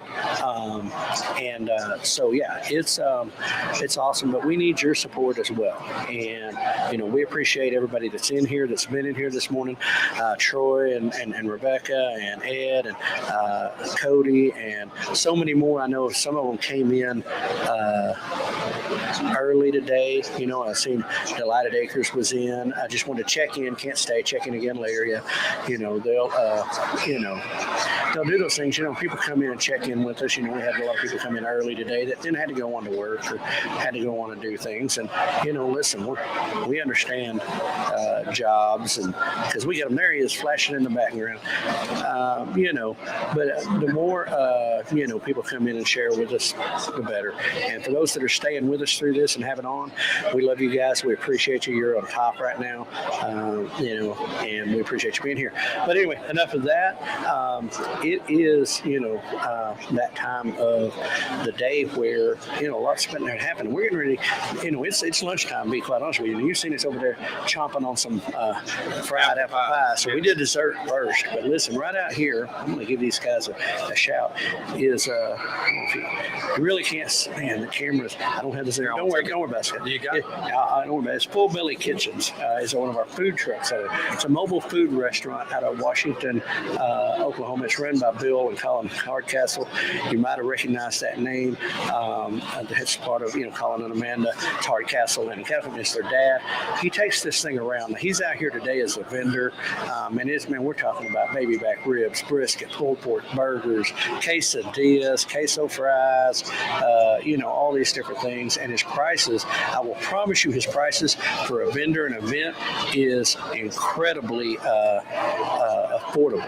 But the number one thing with that is this guy, the rest of the year, he goes around and he sets this place up. Now, they do sell stuff, but anytime there's a disaster going on in their area, anytime there's any kind of fundraiser, any type of thing they're doing, he's out there feeding people, and so he gives back so much out of this food trailer. He feeds people physically so that he can help feed them spiritually as well, and and that's he's just giving back, and this just coming out to these events, and when he sells and he sets up, that helps support being able to do that. But anyway, that's our food vendor. We've also got kettle corn out there, but Full Belly Kitchens is out here. I had these food last year, and let me tell you, it is awesome. Well, I see the gang is starting to circle back behind us. I'm going to step off and hand this over to Keith. Thank you, Rebecca, for sharing that out. We appreciate it very much. You're one of our awesome people in the community that supports so many others, and it's why we love to be able to give back to you as well. And so check out Rebecca, Touched by Yarn. She does some really amazing crochet work, and she's a pretty cool person too, and her brother Ronald. So I want to hand this to Keith and let him have this, because I am got to get ready, and I got a couple of message phone calls I got to go take care of. But I'm going to hand this to you right now. We've just been talking. I was telling about Full Belly Kitchens, we've been talking. Scott started it off. We've been talking about asking people to share these things out, share the videos, let people know we're out here, so we can get viewers in and all that stuff. So I'm going to move over. We're going to have to hand some chairs over so Stuart and Ashley can get in here. Right. I think we're going to need 2 more chairs somewhere. I'm going to the end. I'll take the camera. Yeah, here's another mic for you to talk with them. I don't need 2 mics. What are you doing? You backing out? Okay. Anyway, getting set up for Stuart and Ashley with Restoration Farms, and I think they're looking for a password right now. And thank you, Rebecca. I don't know if Ryan said that, but thank you for sharing this out, because we're here. I'm not boasting, but we share our time with this community because we believe in it. We believe in the lifestyle, and we believe it's the solution to a lot of things that we see going on in the world. Anyway, you guys sharing this out, it's like your part. You know what I mean? We can broadcast it. We can take care of all the behind the scenes stuff, but without you guys, this whole thing wouldn't be possible. So, wow, look here. Here's my friends. This is my friends Stuart and Ashley. Oh, here, I'm gonna let you guys share that. So, bro, are you about to go up and get ready to do your thing? Find my room and all that. Now you're gonna run away with that apple pie. I know what you're gonna to do and find a corner and eat it. Yeah. I got you. Listen, you got to eat yours live on camera. I'm not even finished with mine. And by the way, you know what happened to me again? I'm sitting here with my mic down here, my comms down here, and I start to eat the apple pie. And every time I do something like that, sticky stuff gets right here on this. It's still there.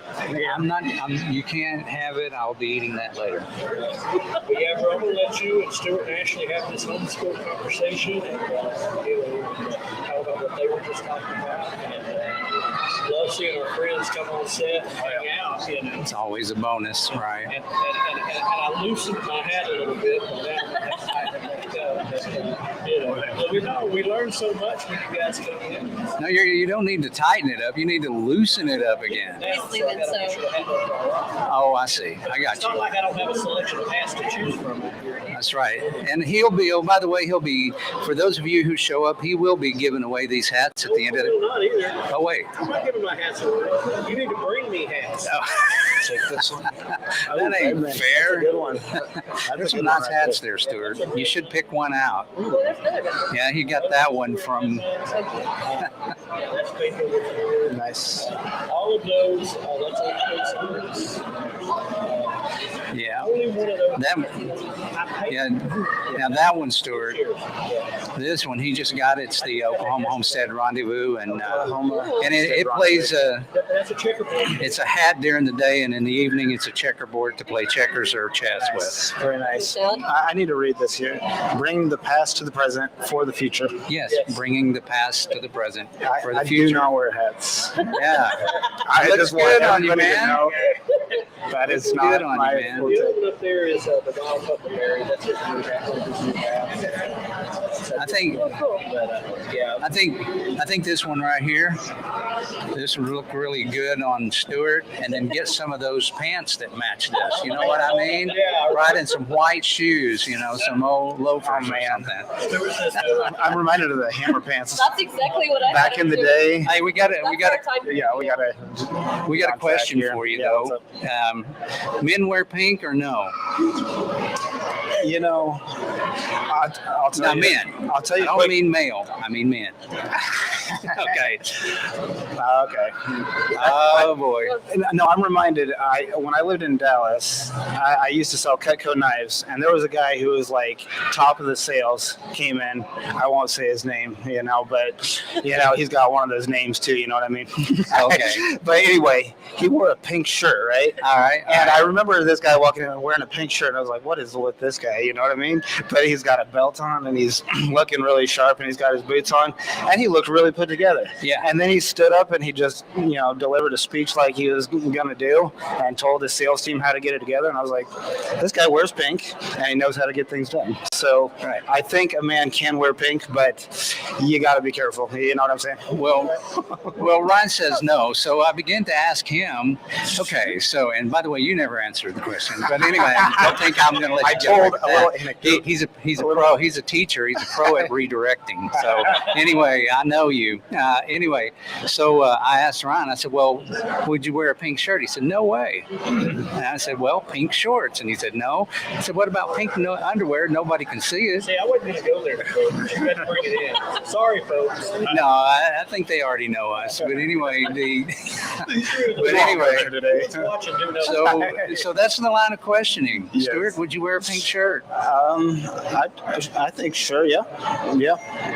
Okay. It's just not a color that you gravitate toward. So, I mean, but there are other shirts that are like colors that people might, like Ryan, be like, no, I don't want to wear that shirt. That's a girly color. Right. But Hey, this is educational, by the way. Okay, Right. this is educational material. Yeah. This is sociology or something. Consider like the that. color purple, largely considered a feminine color, right? Not a lot of guys like, oh, I love purple, right? But it was a royal color, the Yeah, it royal was, purple. yeah. And Right. you think about, you know, robes and velvet and everything. I mean, there's something majestic about purple, you know? Right, So that's it just right. has to be in the right context. Exactly. Yeah. I'll wear It's in context. I'll wear pastel colors. I just got to think of pink. You know, and one of my daughters is like, you're really in this whole, like, this gender specific. And I'm like, yeah, maybe I am as a okay. But, and I don't pick on people who do. I honestly don't. It's a joke. That's why I would say men won't, males will. That's Ryan's. In other cultures, pink is totally a guy color, like to wear it. So it just depends on But where you are. nobody has agreed that they would wear pink shorts. I've heard Pink that underwear. Yeah. He says, man, I wear whatever's in my closet, dude. He said, I'm just going to go in my backyard and forage. Who Stuart cares? just wants the exact same shirt and the exact same pair of pants in No. seven of them, so he can wear the exact same thing every day for the rest of his life. I'm glad you said that, because we resell online. We do like online resell thrift clothing and that kind of stuff. And my son-in-law just gave my wife a bunch of jeans that he were in great shape. It was like 6 pair. It was the exact same jean, exact size. They were all there was no, you couldn't tell the difference. And she's like, oh, I'm like, it's a guy thing. What we like, that's what we wear. If you have something that looks good and you can just wear it every day, it eliminates decision fatigue. You can get right to what you're going to do. Thank you. That is minimalism. Right. Minimalism. My grandpa had the exact same blue polo shirt, like with the pocket that had the little penguin on it, and it was like white embroidery, and that was what he wore. Like, that's the only shirt that I can remember my grandfather wearing my entire life, except for if he was going out on a special day with my grandma. Then he might wear another shirt, but otherwise it was that shirt and the same style of jeans. That's what he wore every day, and it was really hard on my grandma to find that shirt like over the course of decades. And might I add, a very successful man too. Yeah, he was. Yeah. Oh, there you go. See, that's a man who knows what he wants, right? He did. That's Yeah, it? he was able to get a lot of things done. He Right. accomplished a lot. You know, my experience at home is like, my wife says, I'm so tired of you wearing that shirt. And so I find things showing up in my closet. You got to go? Yeah. All right. If you All got to right. go, you We'll got see to you later. go. That's what they say. Yep. We'll see you around there. We'll see. So anyway, I was going somewhere with that. Yeah, and then I got rudely interrupted. But anyway, About homeschooling. yeah, we could talk about that, right? That's what I brought you over here for. Yeah, so You jealous, Stuart? things wind up in my closet. He's mean. I ain't lying. Stuart's like, Mom. Stop. Anyway, he's over there chowing down on it. Dude, you don't need a second one. I'm gonna slap more than both of your hands. Same one. Yeah. Oh, it's the same one. Okay. Well, okay, you get a pass. Much longer than I would. Right. Oh, yeah. Yes, the fried pie's behind us. Yeah. So anyway, things then start popping into my closet. Right. Where did this come from? I don't wear that. I've never worn that. And it just sits there and sits there. And she said, oh yeah, I put that in there for you, thinking that I'm going to wear that. And every day when I go in there, I'm like, okay, it's time to empty my closet out. I'd have maybe 5 things in my closet, that would probably be really as much of a decision as I want to make. Right. This happens from time to time where I'm like, I don't have anything to wear. She's like, what are you talking about? You have a ton of stuff to wear. And it's kind of like, no, not really. Yeah. And it's the This exact material. right. And my wife's exactly the opposite. She gets into her closet and she's got so much stuff in there, and then she walks out and says, I don't know what to wear. Yes. And I'm like, see? I got a pink shirt, honey, if you need to wear. Yeah, I need a t. I got a t. She hasn't been putting pink shirts in your closet, has she? Not for me. Okay. Not for me. Okay. But anyway, there was a time that I did. But anyway, I guess we ought to get serious and kind of turn this over into what you guys were talking about just earlier today. Of course, the topic that Stuart and Ashley, in case I didn't introduce you guys properly, this is Ashley and Stuart with Restoration Farms, longtime friends now, and very much part of the homesteading family.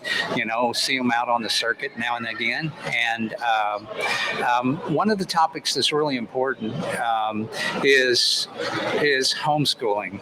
And listen, guys, us, we're going to get a little bit political here. And so what I mean by that, I know she's like shocked. But anyway, I'm just going to say it. Guys, pull your kids out of public schools. The future depends on it. You know, there's a lot of stuff going on in public schools. And whether you agree, now listen, if you want to have your child in a public school and you agree with what they're teaching, by all means, do your thing, whatever that is. But if you don't agree what's being taught and they're being, how could we say, heavy-handed on saying, well, this is just part of our curriculum and that's what we teach because it's mandated by three-letter agencies or whatever that happens to be, and you don't agree with that, well, you have an alternative. And of course, the best alternative, I think, is homeschooling. And so we're going to kind of break down into that. So guys, that was going to be your topic today.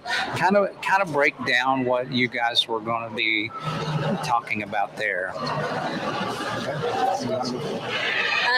So we were just going to start with an intro. So if you're not familiar with us, we've shared on the show before, but Stuart was a classroom teacher for a decade, and that was my background, was also in education.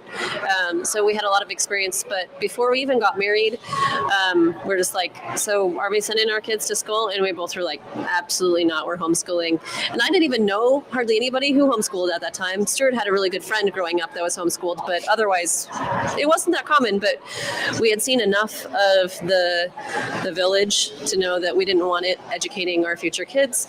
And both from an educational standpoint and then from a worldview standpoint. So as far as education, in my training, it was like smaller class size, better, like the more hands-on it is, the more real world it is. Well, a classroom is not any of those things. It's the exact opposite of all of those things. As much as they want to mimic family style learning, they can't do it. They can't do personalized education, which is what is the most beneficial for children's actual education. There's other aspects, of course, but from that side of it, I was like, yeah, that's not the best choice. And then seeing worldview stuff, I'm like, yeah, I really don't want that to be a thing. And then you were totally on board too because of what you saw growing up. But so that that's kind of our background. So we've seen both sides and have experience with both. So I think that makes us kind of unique, like having experience with both. And coming to this decision to homeschool. It's not that we think all public school teachers are bad or evil or anything, but do you want to talk about your experience, like as far as the system goes? Like, that's the biggest problem. Right. We did the same thing with our boys. We pulled them out middle school all the way through high school, and nobody can hear you. I'm sorry. We pulled our boys all the way out from middle school to high school, and it was their choice. The problem we had was when the boys hit middle school, there is this dumbing down feature effect that happens to our sons, and we had 6 boys, and we quickly realized. And what was funny is when I went into the school, the guidance counselors disappeared because I came in pretty heated up a lot about how the children, you treat them on a child by child basis on how you're going to educate them, and they're trying to blanket the whole classroom, and we couldn't stand that. So I know exactly where you're coming from, but saying that, the difference in education to where our boys ended up, I've got one that's a teacher at Clemson now. I mean, he's a biomedical engineering student. He's absolutely, but he's his mother's brain, because don't ask me to do that. So, but I just wanted to throw that in. I'm in total support of anybody that's going to head this homeschooling industry up, because we had our own share. My boys are all grown now, but 5 out of 6 are college educated at this point, and I'm so proud of that whole process and us taking the time to do it. So yeah. Oh, you got a mic now too? Yeah. So public school is interesting. Like, the first year or 2 or whatever, it can be brutal for the teacher. You know what I mean? Because the students, they smell fresh blood, and they, so it's either brutal for the teacher or it can be brutal for the students. Meaning you can have a heavy-handed disciplinarian type teacher or somebody who who is not fair with the students, you really don't know who you're getting, honestly. You know, they have dozens of teachers, you know, through the course of their life, and it's somebody who gets hired and they're in that classroom in charge of the students. The classroom it's like a fishbowl of attention. You've got 30 kids in there for a set period of time. You're supposed to get X number of things done, and we're supposed to pretend that this is somehow educating them in a sufficient way. It's, you know, you were talking about the curriculum, you know, like what the curriculum that they teach. We were talking on the way here how really there is a nationalized curriculum regardless of whatever subject is being taught, because some of the true curriculum is at a much deeper level in the public school. It's the bells. It's the 50 minutes learning about this, 50 minutes learning about this, only listen to what's said here, write this down, answer these questions. It's the training. It's the 8 hours a day, 5 days a week, you know, 9 months a year, 13 years of training that the state basically adopts the child and works on their mind for, you know, away from the community, away from the parents for their adolescent years. It's quite a larger thing than when we stop and realize what's going on. Hey, Stuart, can you move your chair over here closer to Yes. me? I promise I won't bite hard. Scott, swing around so you're in the camera. You're actually being talked to, and they're thinking, who's that person on the end of the table that nobody can see? I'm the other brother. The other brother, yeah. So speaking of the curriculum, kind of run through like what a day is like in the household with that many children. And I mean, I know they're not all going through at one time, but at a certain period, I mean, of time, you had all of them probably doing something all the time, right? Now you still have a really young one. How old is your youngest? She's 3. Yeah. Almost 3. Yeah. Almost. So, and then we had a daughter who just graduated homeschooling too. So we've got from there, and we have 10 kids if we didn't say that earlier. So we've got all the different ages. So we lean more toward unschooling, and we do a lot of educating as we're doing things and as we're living life. And one of the things that we were going to talk about in our talk is that homeschooling is individual to each family. So like, say you've got, we used a car example because a lot of people can relate to that. So you've got a Toyota Camry. You can't take parts off of that car and put it on a Chevy Silverado, right? You got to know what your family model is, and then work with what works for you. Don't try to make things fit. Like the way we homeschool does not have to be the way that you homeschool. And our goals might not be the same goals that you have. And your kids are different than our kids. So our family looks unique, and it's going to have different parts and different ways that we work versus another family. So our family tends to be a little bit more unschooly. We focus a lot on reading actual books instead of textbooks. So read a lot of historical fiction and a lot of history books, or like actual texts instead of textbooks, which is kind of like artificial learning. So, and a lot of the math that Stuart does with the kids is like, we're at the grocery store yesterday and he's doing math with Gideon as we're talking, or like we talk about percentages, we're talking about discounts. And so it's a lot more real life. We're not trying to force it necessarily as much. But for parents that want to do the other, that's totally fine. If that's the way they feel more comfortable learning, then do that, right? Were you going to say something? Sure. And not to negate, yeah, exactly. Not to negate anybody who has much more structure involved there too, because there's a lot of value when the kids are younger for preloading, front loading a lot of information, because they're such sponges for information, like right when they're born, literally. Like the number of connections that they can make is astounding. And so it's not like the child stops learning at 5 and you needed the state to take over, you know, or the child comes to you at 5 years old and said, hey, where's my desk? You know, I'm supposed to have a worksheet and a textbook. It doesn't happen. But the kid always wants to play and learn things and discover and read and draw, and, you know, and so, you know, and to kind of piggyback off what Ashley's saying, as far as it not being the same for each family, that's because every child, as cliche as it is, every child is unique, right? And so when you have a good relationship with that child and you see their natural inclinations, you can encourage them in that direction. And so provide the resources, ask them questions, lead them, provide the resources and connection they need to go further in that. Because let's face it, we can't teach them everything that they want to learn. It's impossible because there's just so much in the world. You can't know everything. You can try, but Stuart tries really hard. I said Stuart tries really hard too. But gaps was a huge thing because people are like, oh, they're going to have a gap, and it happens to everybody. Did you learn everything you needed to know to do the job that you're doing now before you graduated? Not. We're not doing anything that we went to school for. We teach about plants and herbs, and Stuart's teaching about permaculture later today, and he works at a farm doing regenerative agriculture. Like, none of that was stuff that we went to school for. When a need arises, you need to have the ability to learn, and so that's one of the most important things that we teach our kids is how to be self-directed learners.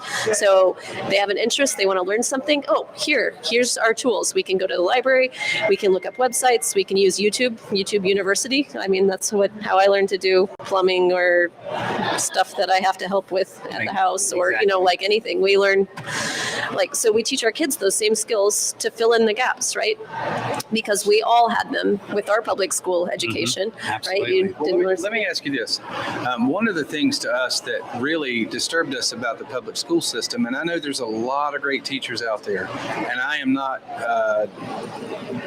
bashing on them in no way, but one of the things that we noticed, yes, you are. Well, yeah and no, but one of the things we noticed is the labeling that goes on when a child is getting the same education as others, but he doesn't learn the same way, and at that point he is labeled as a disability. So how do you guys deal with that, and what do you see with that type of behavior? Oh yeah. You hit on something. Yeah, you hit a Well, spot. Okay, I'm going to say not a lot about this, but just a little bit tonight, because Ashley said just hold off on this. There's an honors lecturer at Harvard named after this guy named Alexander Inglis. He's got the Inglis lecture named after him at Harvard. You got to be somebody who they For what it's worth, I was thinking this is the perfect environment to explain. Okay, and so back in the early 1900s, this guy, he wrote the 6 purposes of public education, and it's basically you've got an adaptive function, you have an integrating function, you have a differentiating function, you have a selective function, and you basically have a propedeutic function. And so to go into that just a little bit, basically what you're saying is these labels that they put on children as they go through, that has to do with a sorting and differentiating function, so that they know as they go through school that they get all these labels and they know they're unfit. It has to do, they literally said, with Darwinian selection, so that they're unfit for the reproductive sweepstakes, so that you attach all these labels in your mind. I'm not smart, I'm remedial, I'm special education, and I understand we all have different. And we also have the tag gifting too, the talented and gifted. Sure. And so then you come in thinking you're a superior person. Yes, and so you've got a permanent record as you go through school, and it sticks. Yeah, I know it sticks. And then now when you look at it, when I said 5 of my sons have degrees, I mean, I've got one that was labeled autistic, now has an engineering and an accounting degree. Yeah. So it was I think it was because of the focus once we brought them home. And it's also, it allows them to learn on their own pace. And that is another thing. You can't force people to learn something they're just not interested in. Now they have to learn certain things, but they do it at the pace to where you get that aha moment. And to me, those are the moments that I just was looking for the whole time. When you see that, I taught scouts over the years in many camps, and I'm gonna tell you, the time that you see that aha moment in someone, you feel like you just won first place in the prize of humanity or something. It just feels good to watch that. So. Yeah. Okay. And what you're mentioning there about the autistic son, and what people notice a lot is, like, in public school, you've got to demonstrate that your students have learned X number of things by this date or by this time in the class period, and it's like it totally skips over like the natural organic process of learning and discovering things, and in all the different brains. Like, there's a reason that, like, think of the national spelling bee champion. Not that you can picture this person, but would you say that they were probably public schooled or homeschooled? Just, national spelling bee champion. Most likely homeschooled, because the child discovers they really like this, and then their parents see that and they can build into their life and support them in that regard. Yeah, and the same is true of tons of actors, famous chess players, like Magnus Carlsen, who was like the #1 chess guy in the world. He stopped to follow his passion and was homeschooled so that he could do that. But that's the beauty of homeschooling is, he's extremely successful, but he didn't go to public school and do all the things he was supposed to do. Following your passions. I still think that understanding what regardless of what you call that type of learning, if your child is autistic or has Asperger's or ADHD or any of those things, it's learning your child and how your child relates to the world and how they learn and what they're interested in. If that helps you understand them, those labels, fine, but they're to be a tool to help your child, not to help the school system put them in a box so that they can process them through. It's a totally different approach, I guess, is what I'm saying. So I want to ask a question based on what you were just talking about. And you were saying that many of them excel in things because they were given everything that they needed for them to produce themselves individually, right? So are companies looking for that, saying, we look for homeschoolers, for example? So and then I'll ask a follow-up. From what I've seen as far as colleges, they're super interested in homeschoolers, so much so that they're waiving some of the traditional tests like ACTs for homeschoolers, because they're like, okay, show us that okay, right, yep, you're homeschooled, okay, we got it. We want you. They're actively recruiting homeschooled children now. So I see that. I'm not connected with the workforce so much that I know a whole bunch of employers, that are looking for homeschooled children, but I don't see it being a deficit at all. I think that it's for people that actually know a variety of homeschooled families or children, they see them as, being self-directed and motivated and, able to achieve things, not just the one that's going to follow, okay, I'm sitting here waiting for you to tell me what to do. I'm not going to go beyond this little circle that I have been told to do. I'm not going to try to, like in your public school classroom, that's what you do. You go sit. You don't try to advance beyond what you're supposed to do, and you don't look around for extra things to do. So I see that as being a plus for homeschoolers, because most of them are like, so I went ahead and did this too because this is in my scope, or they look beyond just their individual tasks that they were given. Mm-hmm. Did you have something to add to that? Yeah, in the same. Yeah, you were mentioning colleges. The Ivy League colleges, they actually reject. The statistics are about 4 out of 5 valedictorians that apply to those schools, because a lot of times what they're actually looking for is an intellectual pursuit, a physical pursuit, and a social pursuit. And especially if they can see that the child is not being coerced into these by the parents, if they have an intellectual, physical, or social pursuit on their own, that's a well-rounded individual, and those are the people that they really like. And if you have a good relationship with your kids, if you can build into them and get them in the right groups and so forth, you can build that into them. And it's a lot more than just so that they can achieve, but yes, that's a huge part of what a college is looking for, I think. Yeah, and I would agree with that, because I see see that as being a very valuable thing, a skill to be able to be self-driven, to be self-directed in whatever endeavor you choose to accelerate at. And so that brings up kind of another question, and I think especially in the world of artificial intelligence now, and I had to go there because this is a hot topic around the world. It's a hot topic with me.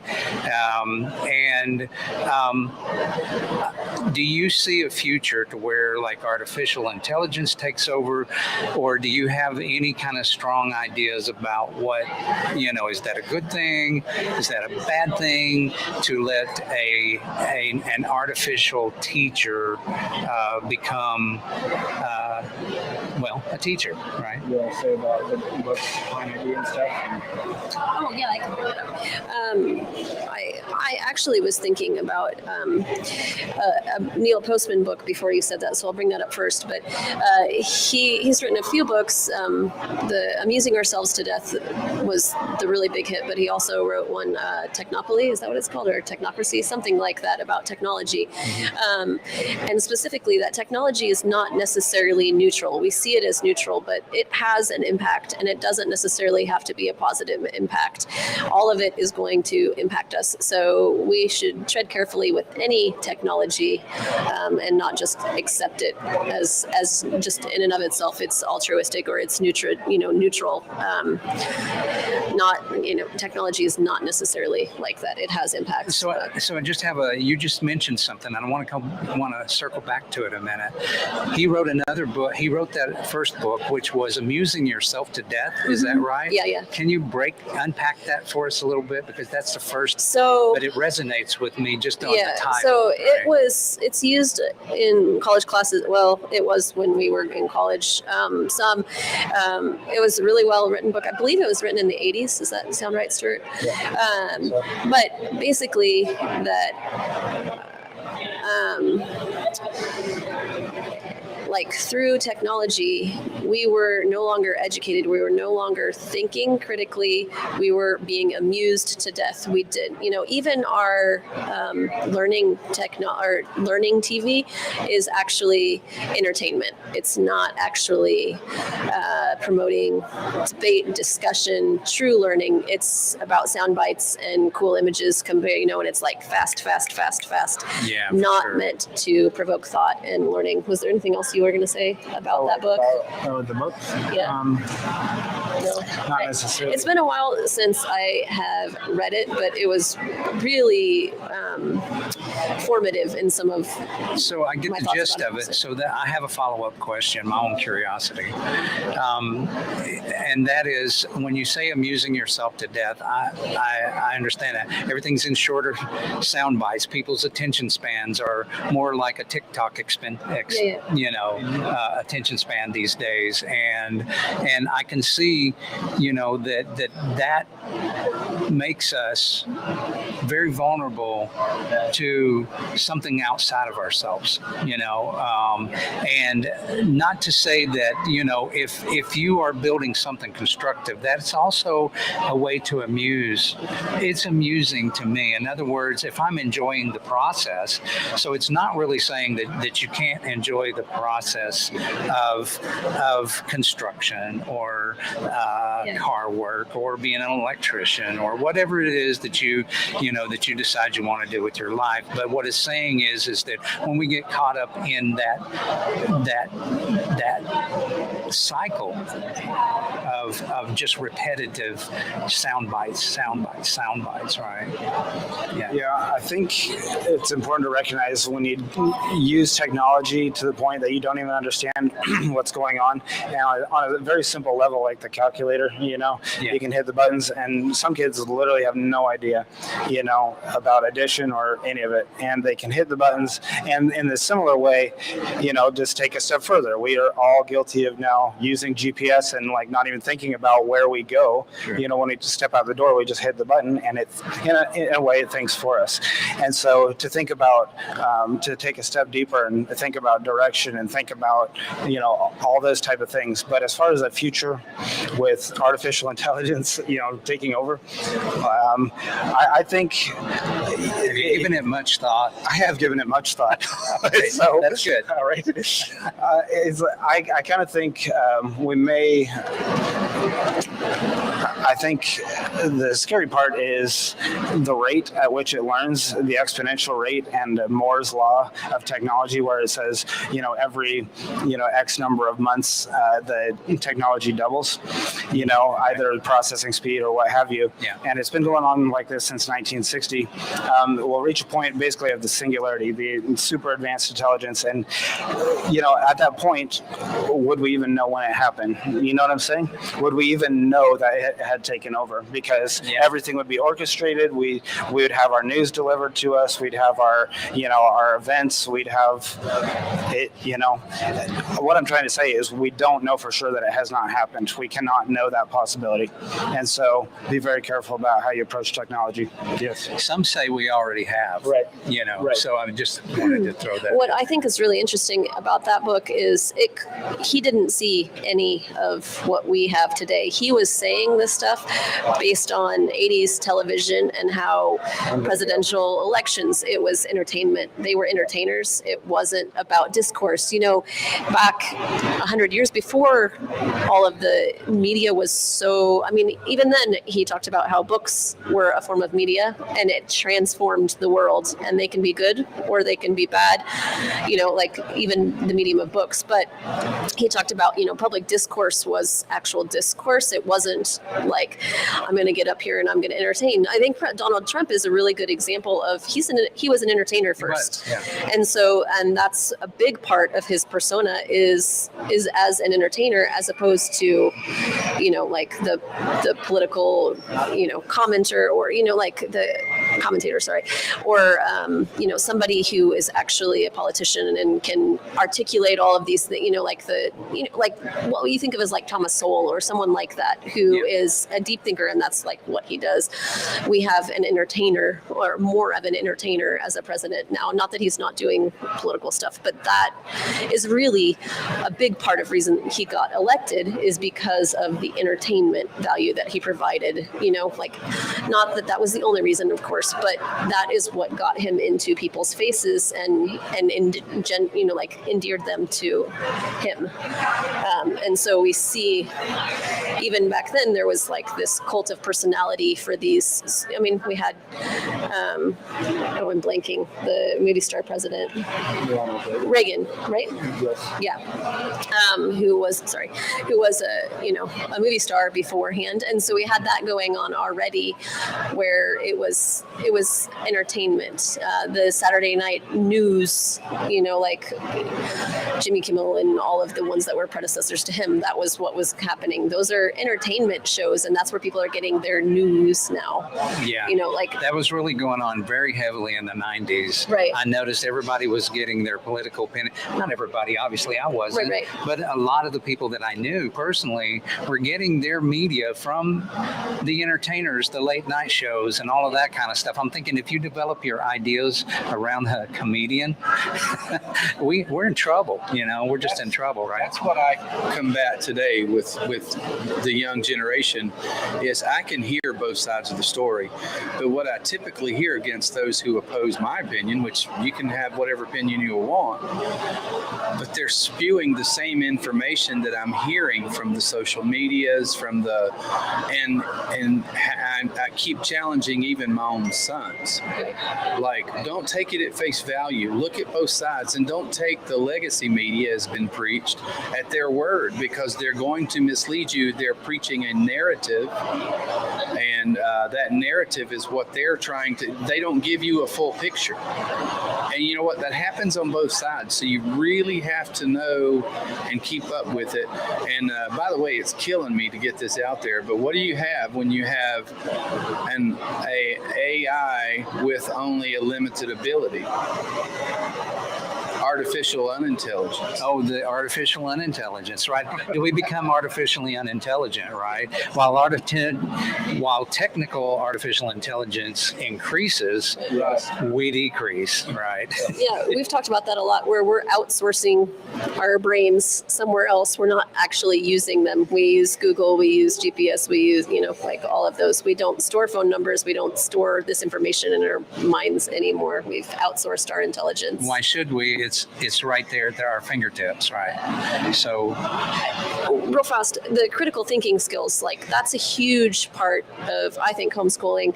In public school, they say that they're trying to teach individual thinkers, but it's through a set process in the set curriculum that you're doing all that, they're not actually teaching critical thinking skills and logic. That wasn't something that you did in math class, right? That you taught logic like that? You didn't teach logical it's thinking. math, man. This It is has very- to be logical. This is funny that you asked that, because actually, technically, yes, in geometry we In did teach geometry, logic. but- Yes. But it was like a really. You know what? small- I made sure to put it in there. It was a small part, and it was included in the proofs, which they said, try not to do a lot of that and stuff. Right, but that's my point. You did it, but was Yeah. it like? Yeah. the logic is important. Very. Yeah. Yeah, I did happen to teach that, but yes. You happened to teach it a small part of your AP geometry classes, but you said, you weren't supposed to emphasize a whole lot of that. That wasn't that would have been So whole specifically semester told to courses. you, Yeah, you're not great supposed to, logic. right? Yeah, Yeah. I don't know. Yeah. So go ahead. Following the line of artificial intelligence, I just have to ask: do you believe that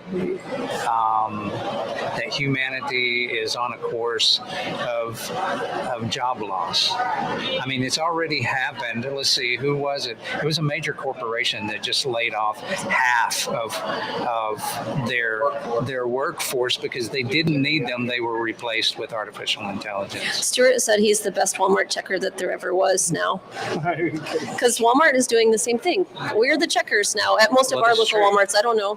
He's like, I'm gonna be a good checker today and do my job really, because they've outsourced that to other people. Well, so. to argue that just a little bit, the population has leveled up their skills at checking out. So overall, you could say that was a net positive of education, right? So, Right. But you see what I'm Yeah. saying? We yes, absolutely. I think that the jobs that are needed are going to be shifting.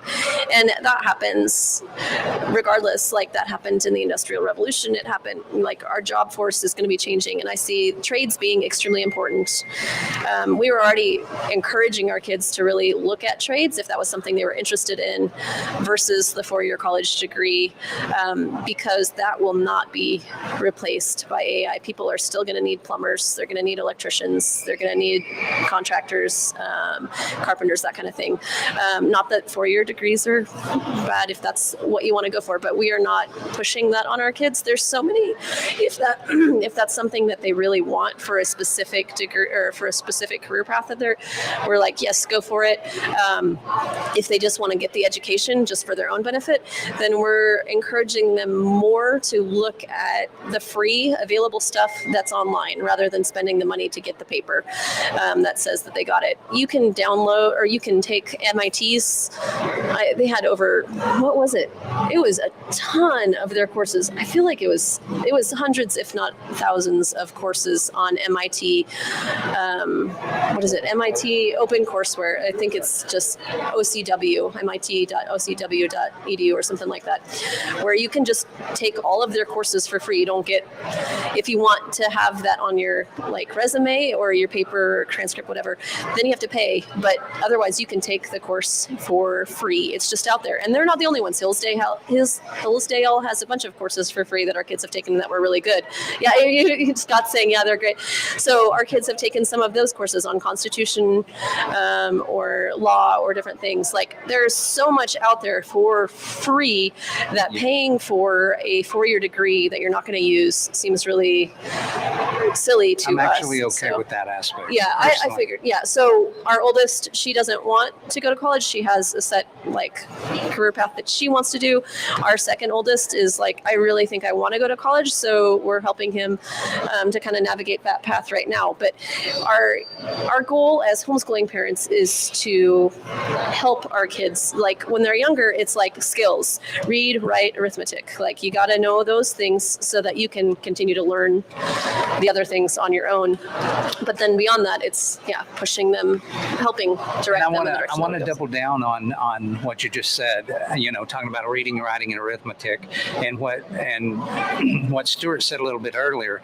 Early in life is when that should begin, and that you're front loading them with all of that knowledge, and the rest of it is built upon that foundation, which is, you could say, non-traditional actually schooling, especially in this modern age. With that being said, do you think, and just swing back into the artificial intelligence thing, because it's so, listen, Ryan said it to me the best, and I agree. He said, you're either on the train or you're on the track when it comes to artificial intelligence. There's no putting this genie back in the bottle, so with that being said, we have to accept it and integrate almost with it into our daily lives. But if we have a massive job loss, you would think that, well, this is going to affect everybody's life. It's not like, oh, too bad so-and-so down the street and about half a million other people lost their job in this one sector. If they're without a job, that goes directly to, economy, right? So, I mean, if you're not working, you can't buy my widget, right? That sort of thing. And so everybody needs to be productive. And of course, they get into like universal basic income, and this is how we solve that problem. And I know your face says it all, right? So, but really, what I want to ask is, what do you guys think? Do you think we're going to move back to, some people are going to move more into the agrarian way of life as a result of this? Will it be kind of a mixture of both? I don't think anybody really knows what's going to happen, but what's your thinking on this sort of thing? Well, I think that we saw it start happening back in the 60s and 70s.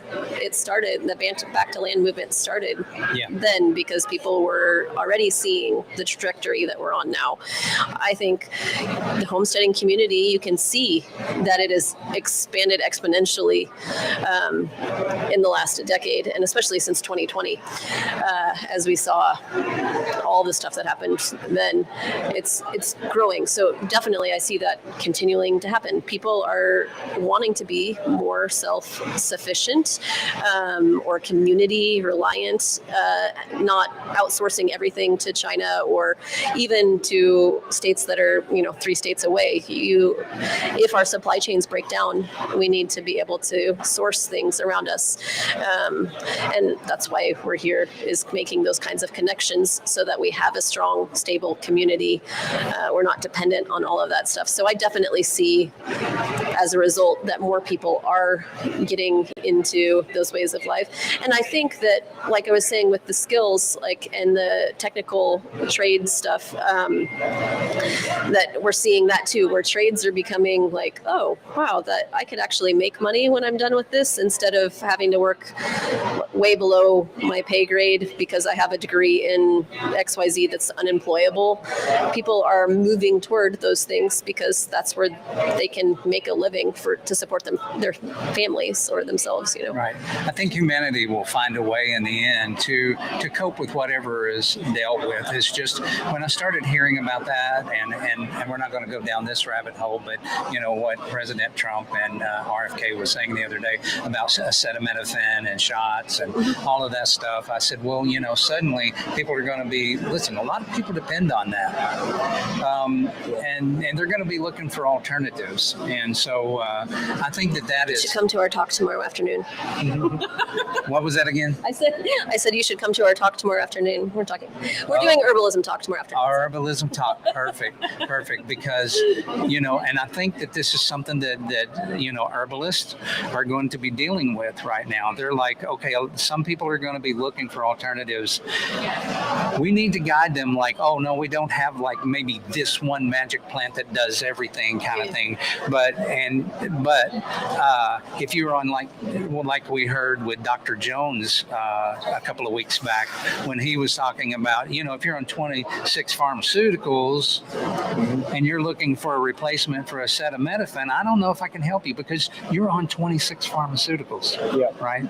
And so it's not like a magic bullet, And so I think it's going to be on you guys who are the teachers of herbalism to kind of set the right mentality whenever it comes to like crossing over into some of those alternatives. I met a guy at this expo last year, and he did the programming on the robots that were going to replace a lot of people, and he was making a ton of money. And he said there's coming a future. I don't know when it's coming. He said I am right now working on robots, and their arms fly off, they break. He's like, the engineers got to go and fix them. We reprogram. He said they're working on robots right now where on assembly lines, these robots can replace 100 guys, a single one. He said as far as the speed of a lot of the tasks that they start doing. Are they saying they were already there, Stuart? I don't think they were already there. No, but they can see it within. But they're working. I mean, because the industry, the corporations, they want to find the cheapest way, the bottom dollar. So when they can replace the workforce with, the robotics, and I don't know when that happens, and it happens at different times in different sectors, but we may see a future like that. Yeah.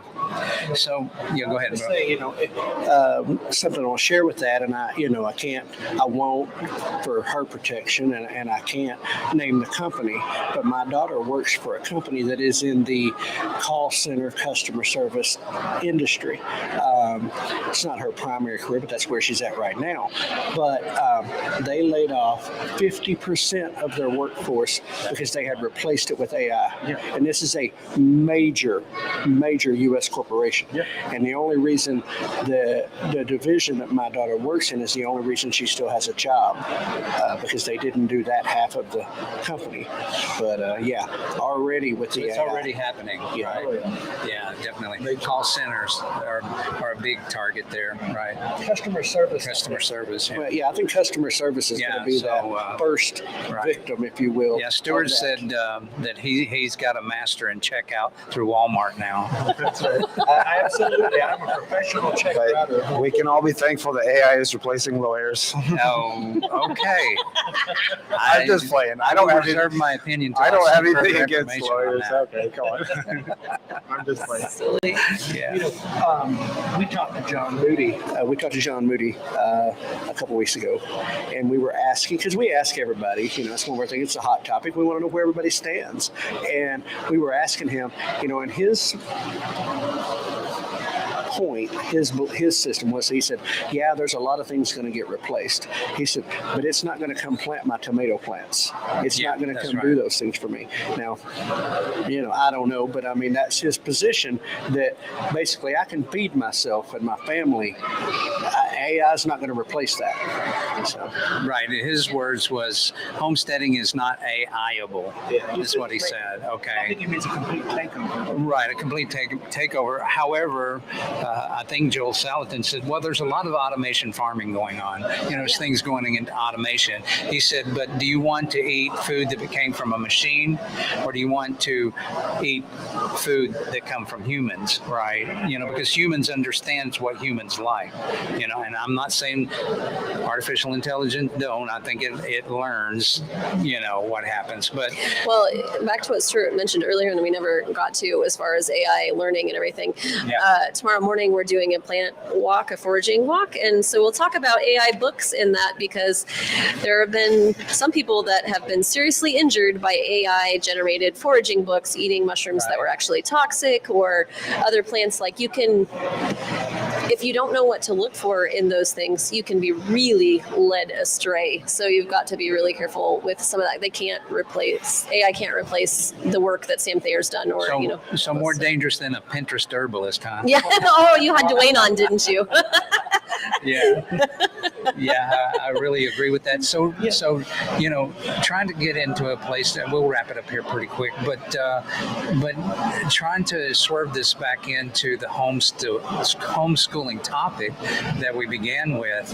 Listen, artificial intelligence is here to stay, and I don't think anybody's going to be smart enough to unplug it. So with that being said, will a lot of people begin to recognize through artificial intelligence that homeschooling is a better alternative? Because obviously I've got Chat GPT on my computer at any time, at my fingertips, anytime I want, and I can ask it any question. I'm not saying it's never wrong. I'm just saying that it's right a lot. Okay.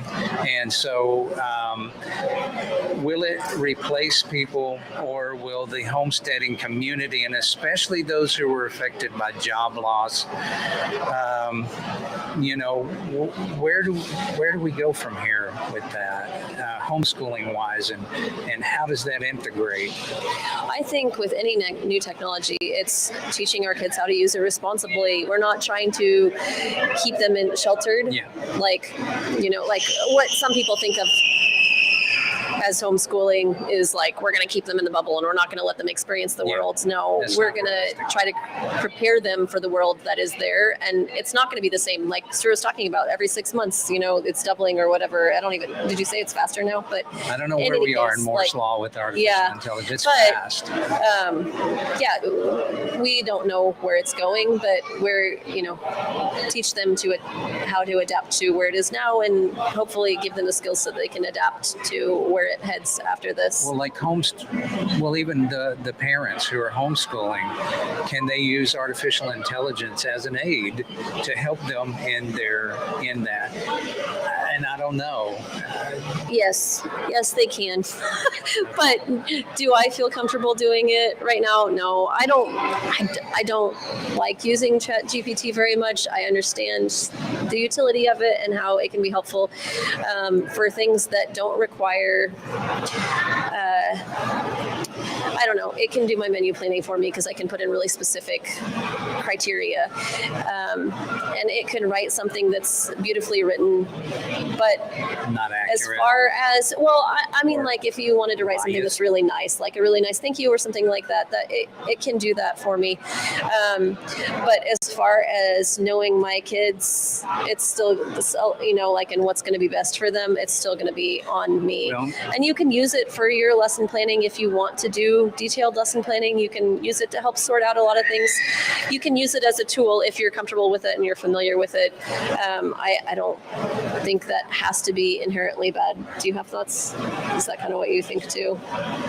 Right. It's kind of weird. It's like a genie. You just say, hey, give me this. And it's like, there you go. Yeah. Well, it started with XGs and then we got Google. But you said something a little earlier that I'll push back on a little, and that is that it don't know your children.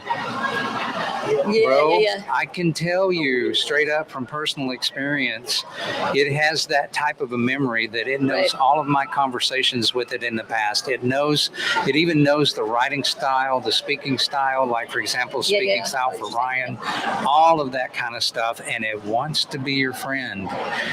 We're worried that it might actually want to become you. Yeah. I guess maybe I should have said it doesn't have your children's best interest at heart. Yes, thank you. And I agree with that. And wanting them to be their personal best necessarily, like in the same way that a parent would. Did you have something? I was going to say, it's Keith and I have a saying because we use it a lot. I mean, we do. But we always have the same. We don't check our brain at the door.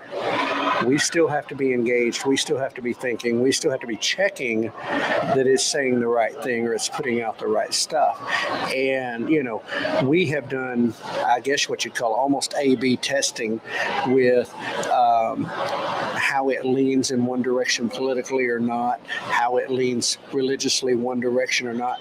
We've also compared that one against, say, another AI for the answer it will give us, and how much information it'll give us and that type of thing.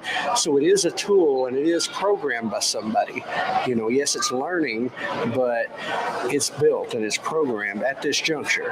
And so it is a cautionary tale that, you can use it as a tool, but you still have to be engaged. But I will say that the long dumbing down of America, it's in that step, because we early on, from the minute ChatGPT went online, it was how many students were using it to write their reports and write their stuff. And I mean, listen, I use it to dig into history and dig into archives and stuff that I don't have the time to go digging through for what I'm wanting. But we were taught critical thinking skills where they're not being taught that. He's got something. Yeah. Okay. After the third or so artificial intelligence question, I feel like I could throw this one out here. There are some people who think that the history we've been fed as people was already written by artificial intelligence. And if you look at historical dates and you look at people and you look at lists of kings and you look at the number of repeated names and places, it gets a little spooky, the coincidences inside our history. Right. I'm serious. I don't know if it's true, but man, it is interesting, because I'm not saying it couldn't be true.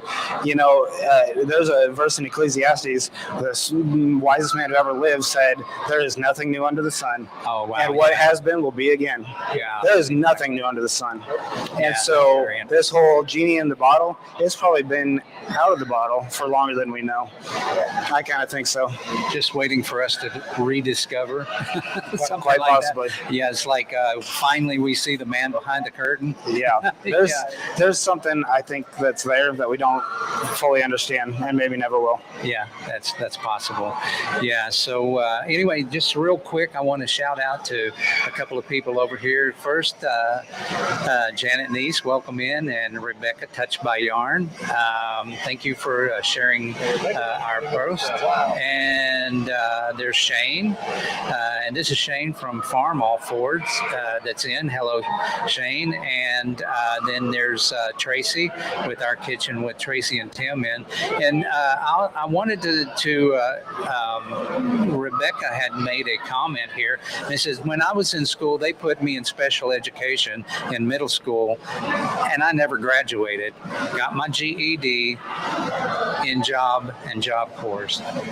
So yeah, and I think that was going way back to maybe the beginning of what we were talking about there. And so I just wanted to acknowledge what we have going on in here and say thank you guys for showing up. And if you do have any questions real quick, because we'll be wrapping this section up pretty quick, just put it over there in chat, and I will be very happy to we may have to have Scott to put that up in front over there. I don't know if he can do that in one of those cameras. Oh yeah, the run and gun camera is the best one to do that with, right? And then there's the QR too. Restoration Farming on Facebook, YouTube, Instagram, Shopify.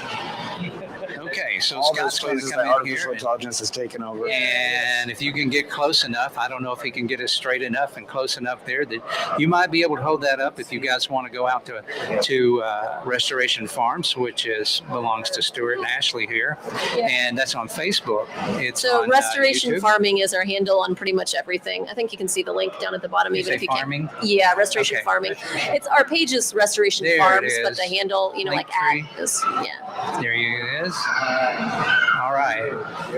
Yeah. So, and just real quick, what's next for you guys? I mean, do y'all have any more events? This is kind of in our season. This is kind of wrapping it up. I mean, as far as the expos, things like that. But do you guys have other things that's going on? All right. So our next thing that we have is Women in the Outdoors. I don't know if you have Craig's Creative, the soap people coming on to talk at all, but they will be there too. And Valerie Vester, who's going to be here tomorrow doing reptiles. She's actually the one that runs Women in the Outdoors right now. She's the new head of that for Tahlequah or at Tangiller State Park.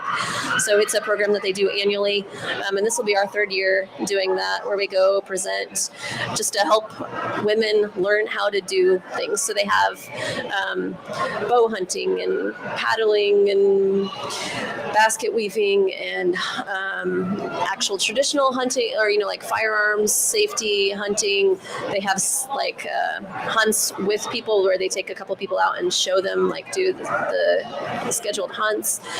Anyway, we're going to be there. We're going to do a plant and fungi identification walk, and then we're also going to be doing herbal first aid class. So Cool. Yeah. So,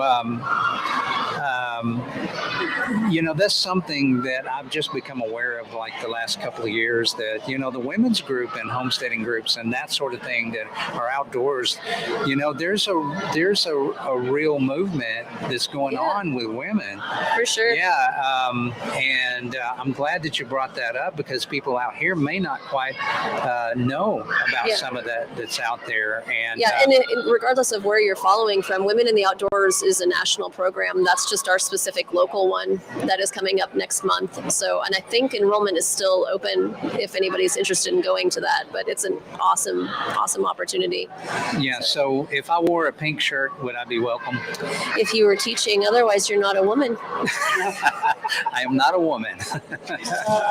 I don't know. I mean, I don't think that they're checking I don't think we're identified. that way, They're not but checking. I I certainly hope not. yeah. Anyway, But, the women's group thing is huge though too, because you probably had Lorraine on the show too, just with what they're doing. A lot of the places that we've talked and spoken about what we do, or like next month Stuart's teaching about composting is at our National Ladies Homestead gatherings that happen in our local chapters. So next month you're speaking composting at the Mays County one, for women. Are you part of the same one as Lorraine Chiot?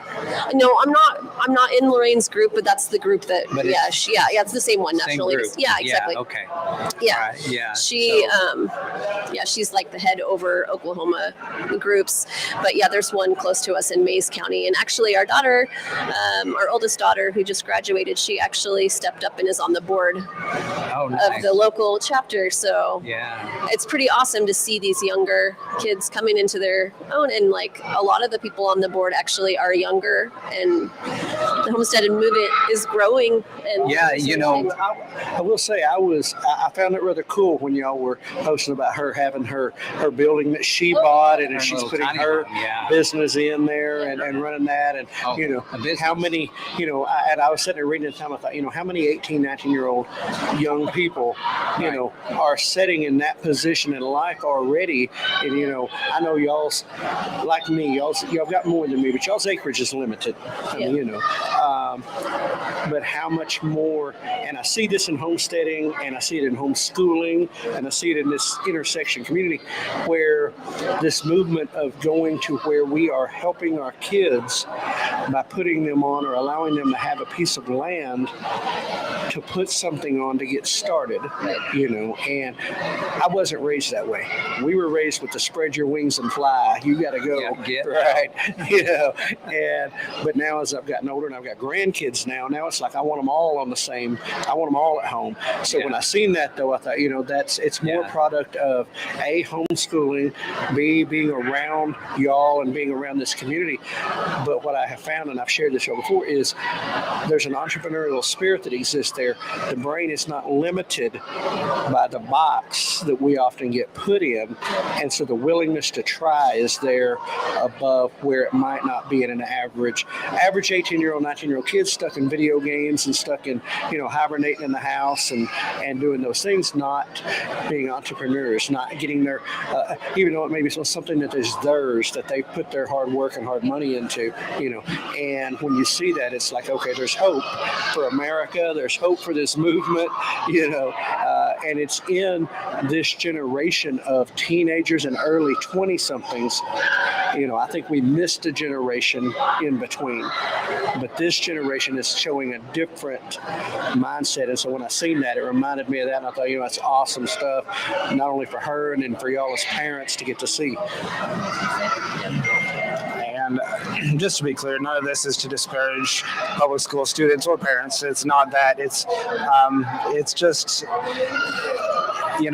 if you're worried that your child is going to be unsocialized, is not going to turn out well or whatever, it's like, if you love your child and you just encourage them and disciple them and, just build into them, I think you're going to do okay. It's not, I think we overcomplicate it a little bit, and, a lot can be accomplished. And as far as the being socially aware, it's I think can be very great in the homeschooling community. A lot of times I'll meet a younger child, friend of my, kids or something, and you can just tell by the way they talk to you that they're homeschooled, because they can talk to a variety of ages of people, instead of just their peer group.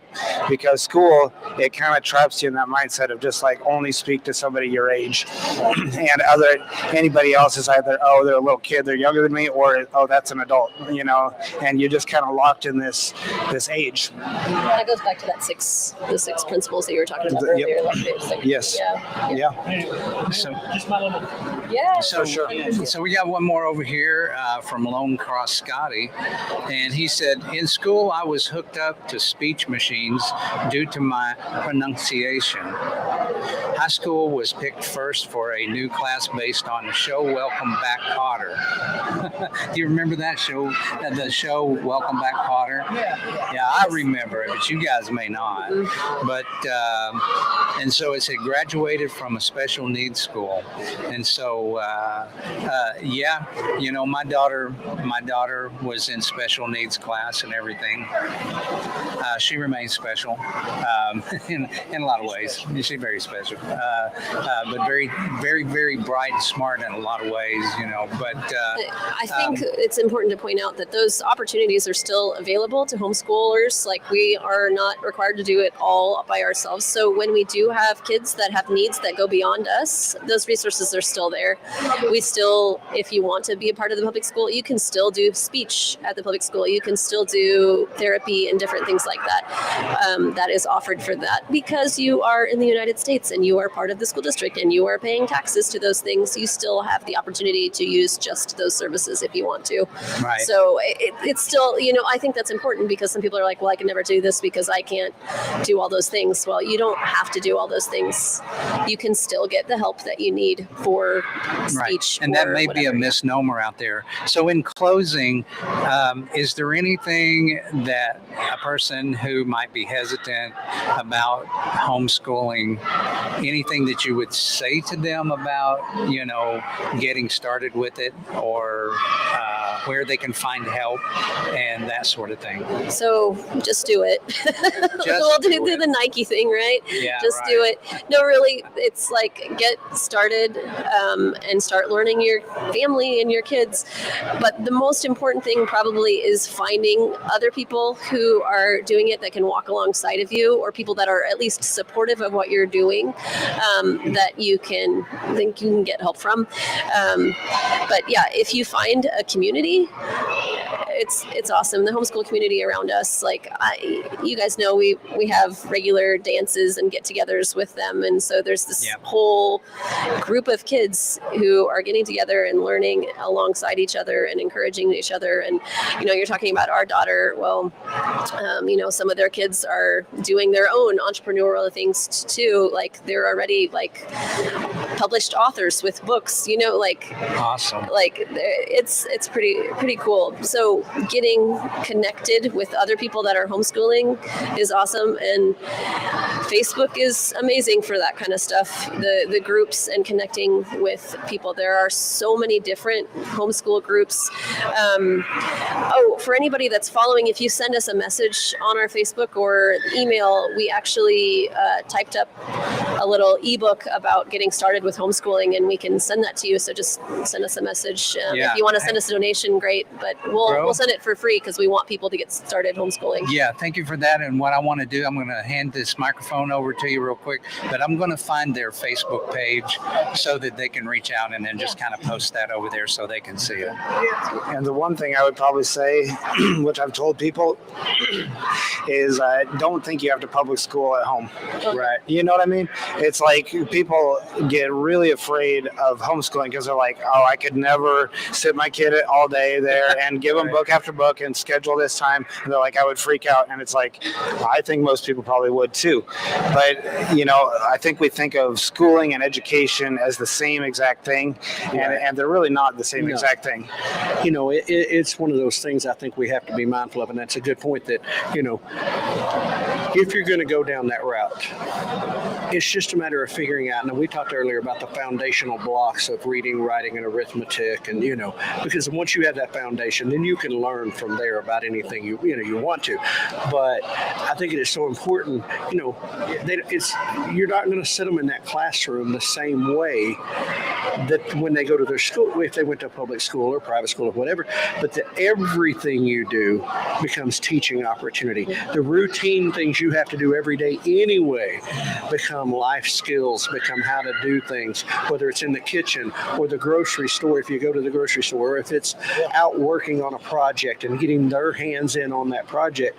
And, one of the things I remember talking with Cody Hanner about was she was like, listen, it was finding what they're into, finding what their natural talent is, and just encouraging that and letting them work in that environment to help them develop in the area they need to develop in.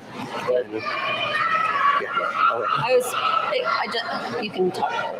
I just pulled up a picture for something that we were going to talk about in our talk, but we were talking about time in school and stuff.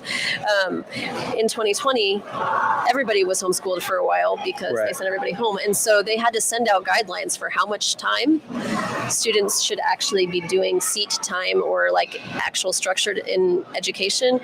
And it was kind of mind blowing because pre-K, you're still there all day, or maybe there's part-day pre-K or part-day kindergarten or whatever, but their minimum was 20 minutes a day of actual instruction, and maximum was 60 minutes for pre-K, 1 hour maximum.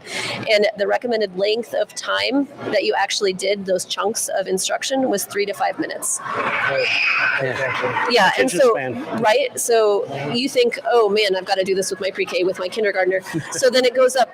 So even for 9th through 12th graders, the max or the minimum was 120 minutes a day, so 2 hours, right, up to 270 minutes. What was that for? 4.5 hours, right. Max. So they're, like in public school, it's sitting. It doesn't matter. Right. They're still there for 8 hours a day. Right. But they have all that. That's how much time they should be spending learning a day.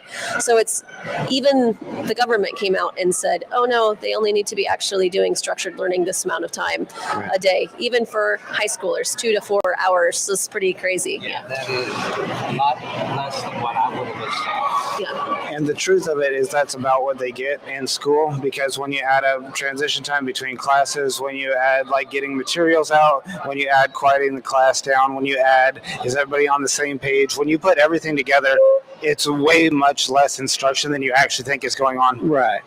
When I was in the Army, one of my jobs was as an instructor. I got into it. I liked doing it. And but they pulled us in and they said, okay, you've got a 60-minute block. Okay, 10 minutes is gone off the top. Yeah. You're just gone. You got 10 minutes that is never coming back. So you got 50 minutes of actual time to work with. And in that 50 minutes, they're only going to retain the first 10, maybe 15 minutes and the last 5, which is a 20 minutes out of an hour block. And they said, so put everything that is important in those time blocks. Do the first 10 to 15 minutes. Everything that really actually matters to that block goes there. The stuff that fills the middle, whatever, and then recap that last 5 minutes of that period so that, and they said, so, even if I taught all day, and we'd take breaks and everything else. And so, yeah, if you figure 20 minutes times 8 hours, I mean, you're really not getting but just a little bit of instruction period that they're going to retain. Right. And so, yeah, it was like, and I used to always tell my guys, death by PowerPoint, because that's what we're doing, But I mean, it was, but it goes to the human brain and how much it will absorb. And I'll say this, it's funny, a pastor of mine, pastor friend of mine says this all the time. He said, the mind will only absorb what the butt can endure. Wayne always says that too. So I mean, Right, and by the way, you guys got to follow awesome, you do. Good. Yeah. So, and Scotty is a regular. So if you do lives or if you do things, Scotty is a regular. He contributes. He chats. Awesome. He'll crack jokes. He's a prankster. But but we love Scotty. He's been there. He's been loyal. And when we were doing our morning show every morning, he was there. Unless he was in the hospital or something, he was there to turn the lights on. So awesome. he's a good guy. But, Yeah, we have not been doing a lot of our Facebook lives. We've had a really kind of year, and yeah. So say you had a house fire. Yeah, a few house other fire, things. and then just lots of yucky Storms stuff. and God is good, and He's taking care of us. It just Amen. has been kind of we've had to take a step back and kind of do a sabbatical with some of the stuff that we would normally be doing on our social media or even some of our classes. So, but we're still doing our plant walks. We're still doing stuff. So we're still here. Tomorrow you've got another talk, and you were saying that, tomorrow these guys, well, I don't know what time tomorrow. What time is your presentation? Doing a plant, But it's still the same. It's plant 10 walk is Friday. what time? Yeah. At 10 a.m. in the morning, and they're going to be talking about herbalism, and that's part of the same one, Ashley. Plant So ID walk. walk is a demonstration, so it's at 10, and you meet at our place, I think. And then 12:45 in room 1 for herbalism. Oh, it's okay. No, you're fine. What is it? Herbal first aid. Herbal first aid. Now, see, that's the first I picked up on that part of it. It's not just herbalism. Herbal first aid, things that you can do in an emergency situation. Are you going to tell us how to sew a finger back on if you cut it off? Oh, you're not telling us that. How to mend a broken arm? No, you're not telling no us true that. emergencies. But I Just bet you have. basic first aid, practical stuff, how to take Right. care of bumps and scrapes and bites and stings and rashes Bumps, and stuff scrapes, like that. bites, and stings, and those are the things that we get the most. So, Right, and then, on a daily basis sometimes. Learn those things first, and then you can work up to the other stuff. Yeah, the other stuff, right?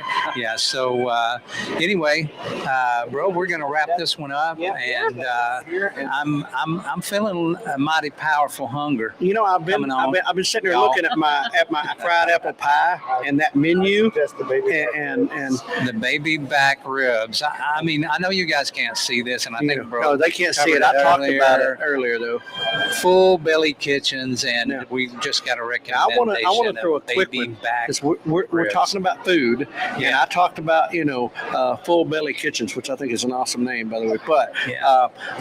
our friends from Ma and Pa Kettle Corner here, and they Okay. have the chocolate covered cheese stick on a stick Oh, outside. that's sinful ending. So if you ain't got any other reason to come out here, there it is. But there's a lot of reasons to come out. Yeah. So, and these guys are one of them. Yeah. So So anyway, but one of the Loaded special baked thanks potato. to Stuart and Ashley with Restoration Farms and Restoration Farming for coming out and hanging out with us for a while. And, yeah. sharing y'all's thoughts on things and hanging out with us.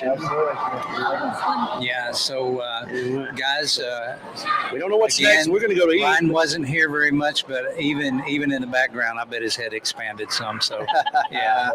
Hey. Okay. We hope to see you before Skynet takes over. What's that? Skynet. Hey, don't start. You know we'll be here for a while. If you Yeah, start we got a doing that while. now, so. Yeah. Thank you. All right, thanks, guys. So anyway, there you have it. Again, Stuart and Ashley had joined us, and we appreciate you guys hanging out. I mean, they have a lot of valuable information for you guys, especially if you have children or if you have grandchildren, and maybe you want to open this up to your child or your son-in-law, daughter-in-law about homeschooling, and it's a really important thing that's going on out there. Even if you just know children. Even if what? I said, even if you just know children, because everybody has something that they can teach somebody else. So you There have you the go. opportunity to Yeah. reach out and teach people in that's your right. community. That's how you build up your community. Even if you don't have children of your own family in your life, there are children around. So. Right. And so, once again, thank you guys. Yep. And Ryan, if you'll let them escape over here, I then- will. I'll then slide we out and let will them out, you Try know. to segue into whatever we got Yeah. coming up next, which I'm not sure Thanks, yet. guys. Appreciate it. Thank you. See y'all Thank you, later. Stuart. I'll see you, bud. Thank you. So, man, we gotta figure this out. Well, because- what do we have that we can entertain our audience with while we step away? while from we it? step away. Well, you know what I was listening to the other day, but I don't know if that'll be there. I don't know if that will be there. No, I don't know. Listen, I had to step away for a while and take care of stuff, but it's great having couples and people like Stuart and Ashley and all those that have come over and joined us share, because I joke all the time about my hat size expanding, and it's just because they're so smart and they have so much information, but great people on top of that. So that's even. Yeah, you'd probably learned a lot more if my AI conversation hadn't gotten in the way, but I but can't it's an help important myself. conversation. Right? But, Yeah, it's where we are today. Right. So, Hey. so anyway, mention something is the what's guy that? next door I've been speaking to about possibly after lunch coming to speak to us about the handbags, the wallets, and the keychains and stuff he's doing out of leather work. But he does it by including his own kids into this. Yeah. And he's big on teaching your own children. Oh, check that out. Something with your idle hands. And sometime after lunch, I'd like to get him over here and let him speak on why he does it. with the children, with his own children, right? It's- Okay. He's very interested. Cool. Yeah. Yeah. So Something let's to- talk about something that can play in the background. What do we And have? I'll tell you what I really want to do. I mean, we is could I just let want- them see what's going on, and we just turn the audio off. Well, But that would be boring. And, I was wondering if I could pull up Dr. Patrick Jones. if you have it, yeah. I have it right Well, you here. got everything. Yeah, listen. But I'll have to share it off of my screen, guys. 'Cause Okay, I we'll do have to not share have screen. it. But listen, Dr. Jones, that was a great interview up at Ozarks, and man, it was fun to do that. And he's so smart, and has so much information. But what I like about Dr. Jones is he is so approachable. Yeah. He's so down to earth. Now, keep in mind, he's licensed as a veterinarian, so he literally has to take care of patients who cannot speak and tell them what's wrong.